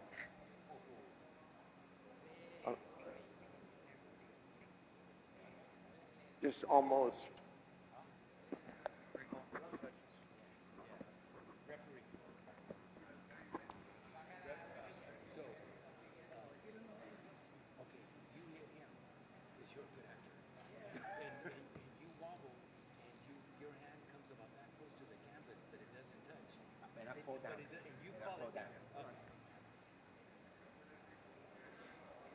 Ding, ding.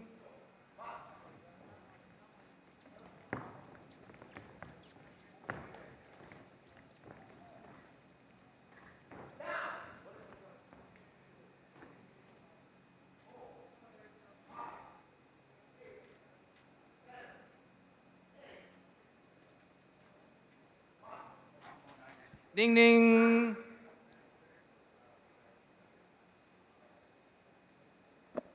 Everybody clearly see that his glove didn't quite touch the canvas. Most of the time we have to wait till the end of the round to get the picture. And even though I, at the thing, could have seen it better than you because I'm at floor level, I still can't overrule you. So we're going to take a look at it and see if he actually did touch the floor or not. And because I see there that it looks like it did kinda. And I can see why you did it. Look at that. Oh, did he touch? He didn't, but it looked like it, didn't it? Yeah. Now, the instant replay was very difficult because the gloves were black and the canvas is dark or black. So even the instant replay was very difficult to distinguish. But, but we actually did see that it did not touch. So the instant replay takes his light back down, informs the referee, that was correct call, no knockdown, and now he tells the judges it was no knockdown. His glove did not touch the canvas. And he's doing what's right. He's going back to the judges and telling them, when you score this, don't score the knockdown. It was not a knockdown. So in doing this, remember who's included. Who does he tell? What? I didn't hear you. Who does he inform of his decision to? I'm going to talk to him, and he's going to talk to them. Yes. So the instant replay tells the referee, and the replay tells the cornerman, tells the boxers, tells the judges, tells everybody included that it was no knockdown. It was overridden by instant replay. Conclusive evidence that it was no knockdown, correct? Even though I couldn't tell. Does anybody want to see the screen? Anybody want to see the screen to show what the referee, instant replay is looking at? Okay. This is pretty much what we see the whole fight as, right, like that. Can you please replay the replay, Edgar? Can you replay the replay again?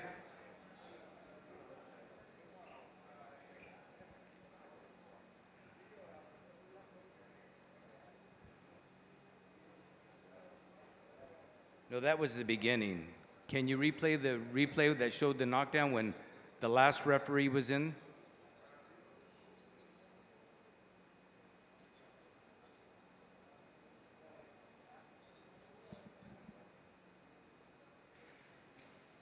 Fast forward all the way to the point where he's counting.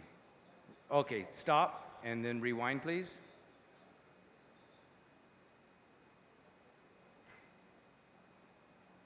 This is going to show that you can't always tell from the... And this is kind of what we do as the instant replay does. He's talking to the trailer of the broadcast group. Okay, stop. No. Stop the play right there. Wait, And now watch. we're under review. Go forward.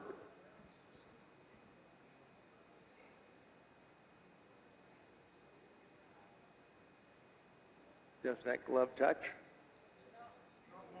Yeah. Perfect evidence. Yes, but you can see it didn't touch. Yeah. But it's very close. Very close. So instant replay is wonderful. Good job, ref. Good job, fighters. Any other situation? Yes.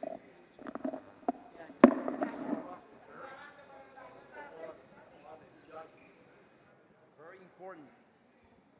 Very important after the instant replay to let us know, because as soon as the referee says knockdown, we'll mark the knockdown.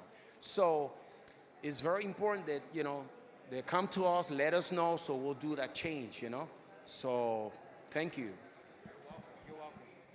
Remember, judges, once you see the lights up, you do not turn in your scorecard. You wait till the results are clear by the referee, and then you will fill out your scorecard. It's important that you wait till the referee instructs you, and it's our job as referees to give you that notification. Good? Anything else? Anybody have any other questions about instant replay? We're about to conclude. If I have questions, please. Sí, señor.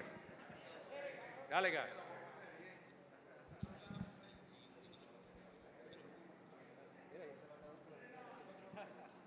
Para que me entienda. Ok, te voy a plantear esta situación porque ha sucedido. Mi peleador golpea al cuerpo de manera legal. El árbitro no estaba en una posición correcta.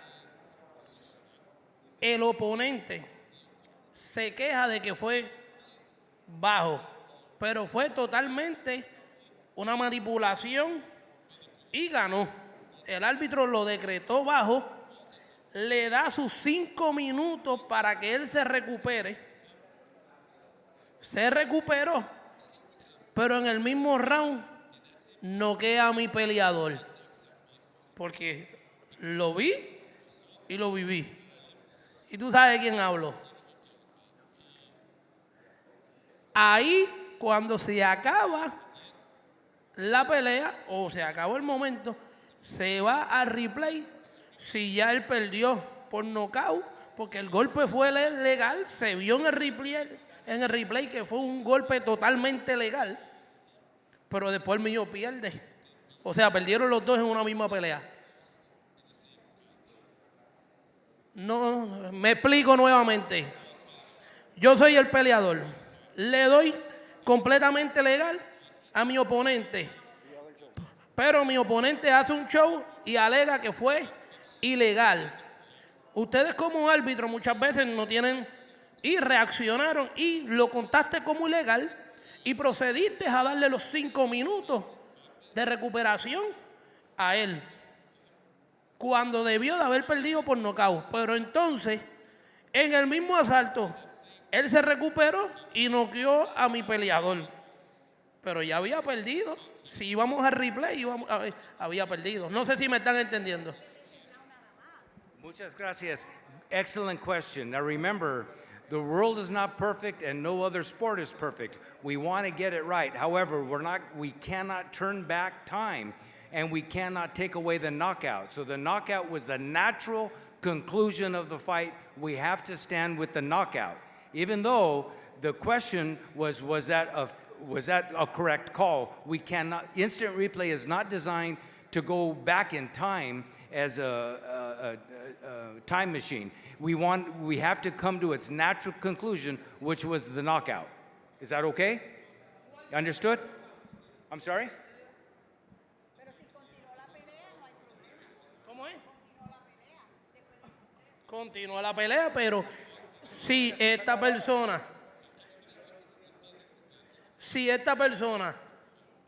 estuvo fuera de combate 5 minutos para prepararse, para volver a estar apto para combatir, estaba supuesto que le contaran los 10 y se acabara la pelea antes de que sucediera el suceso de que me diera el knockout a mí. Entonces yo lo alego, el golpe fue legal, pero ya el mío perdió, ya yo perdí. Entonces, ¿qué hay? Porque no le podemos dar atrás al tiempo, pero sucedió algo primero. ¿Qué?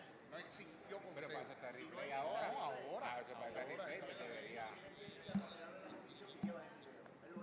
Pasa hasta replay.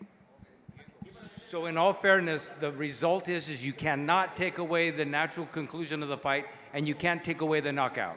Cannot. La conclusión es que no se puede dar marcha atrás en el tiempo y no puedes darle marcha atrás a la conclusión natural del encuentro. Déjeme aclarar algo al primero.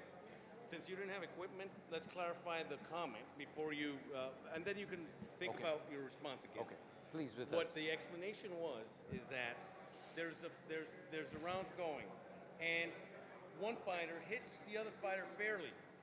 Fair punch. Fair punch. Fair punch. The guy claims it's a low blow. The ref I says understand. indeed it was a low blow. And gives him 5 minutes to rest. 5 minutes. Okay. The guy takes his 5 minutes, he gets up, and then knocks out the other fighter. I understand. And his point of view was that he should not have lost. Understood. He should not have gotten the 5 minutes. However, he knocked his opponent out.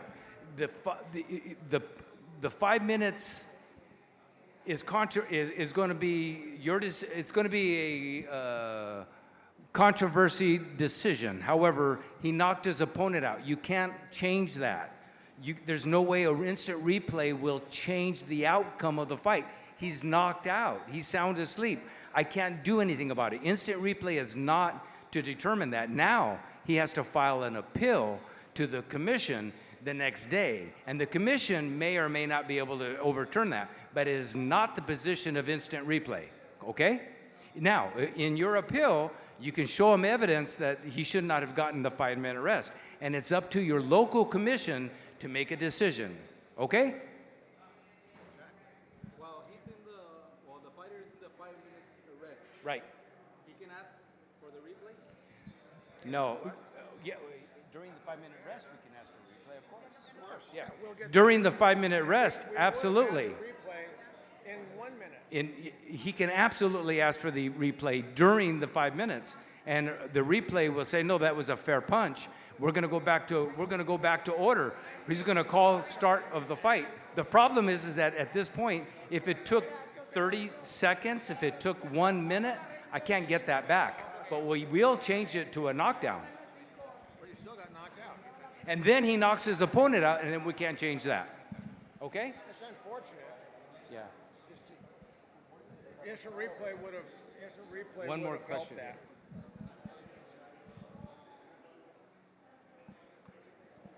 Una pregunta. Yo veo aquí que hay varios oficiales frente a la pantalla.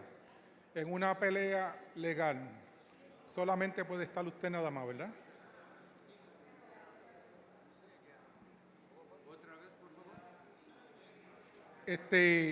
Yo veo que aquí hay varios oficiales frente al monitor. En una pelea real, ¿solamente puede estar usted frente al monitor o van más oficiales?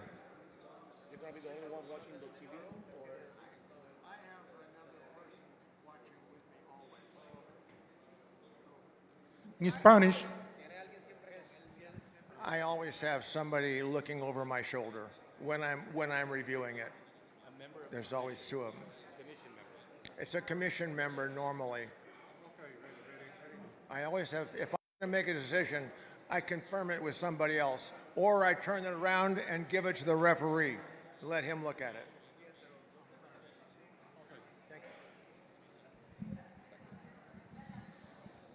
Yo como árbitro, ¿puedo pedir el instant replay si tengo una duda de lo que puedo? Okay.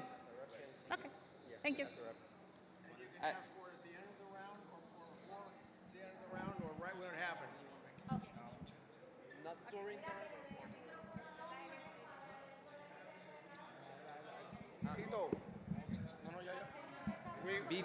Two things.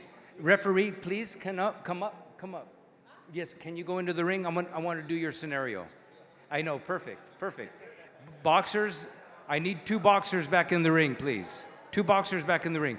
You don't even have to have your gloves on. No gloves necessary. Okay, and another question to clarify. Remember, our instant replay official is here. The person at the other side was a timekeeper, but we work in conjunction. If he puts up his light, then and only then the timekeeper puts up a light. The timekeeper does not have any ability to put up his light on his own. Okay? Very clear? Okay.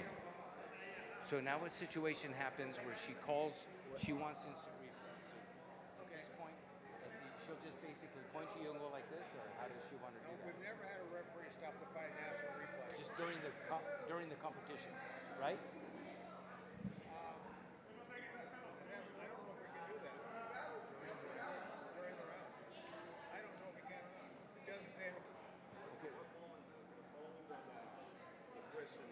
She's going to do it. We're going to do the whole thing. Okay, hold on. Okay, referee. Boxers and referee. Boxers and referee, come here. So he goes down, this boxer goes down, you call it a knockdown, everything is complete, but you still weren't sure if it was a trip, okay? You weren't sure, but you command box, everything's good, you just point to him and you'll do that, and while the progress while the fight is under progress, he will look at the review without putting up a light, and he'll tell you at the end of the round, we're done. You don't call time out. You just go through the natural progress. So that we'll do it. Ready? Ding, ding.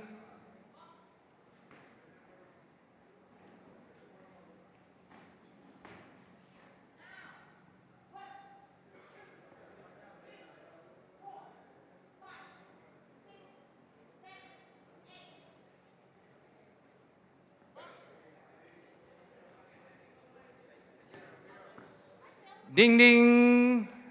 Perfect. Absolutely perfect.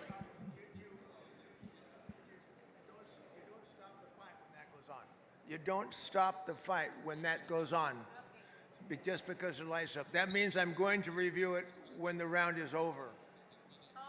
Okay, so we'll take a look at it. So the referee did it perfectly. She did not stop the action. She asked the instant replay to look at it because she wasn't sure if it was a knockdown. She wants the replay to confirm it. And now after the bell does ring, you go to each of the judges and say, hold your score until I get the review. And then each one of them. And then you go to the boxing ring and say, we are extending the rest period perhaps because we're doing a replay on what happened. So and then you might even, if it was severe, you may call the doctor. It's up to you. So boxers go back to the corner, referees stay over here.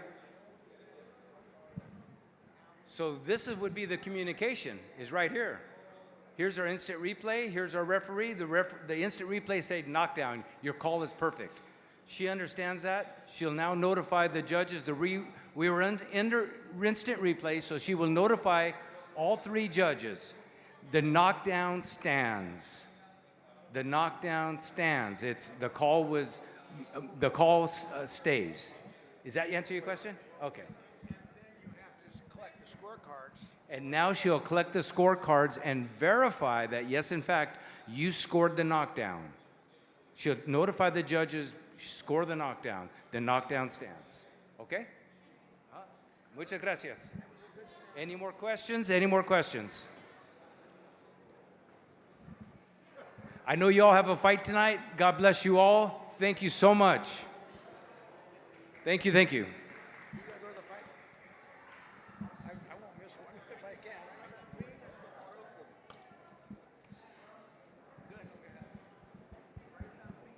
Hey.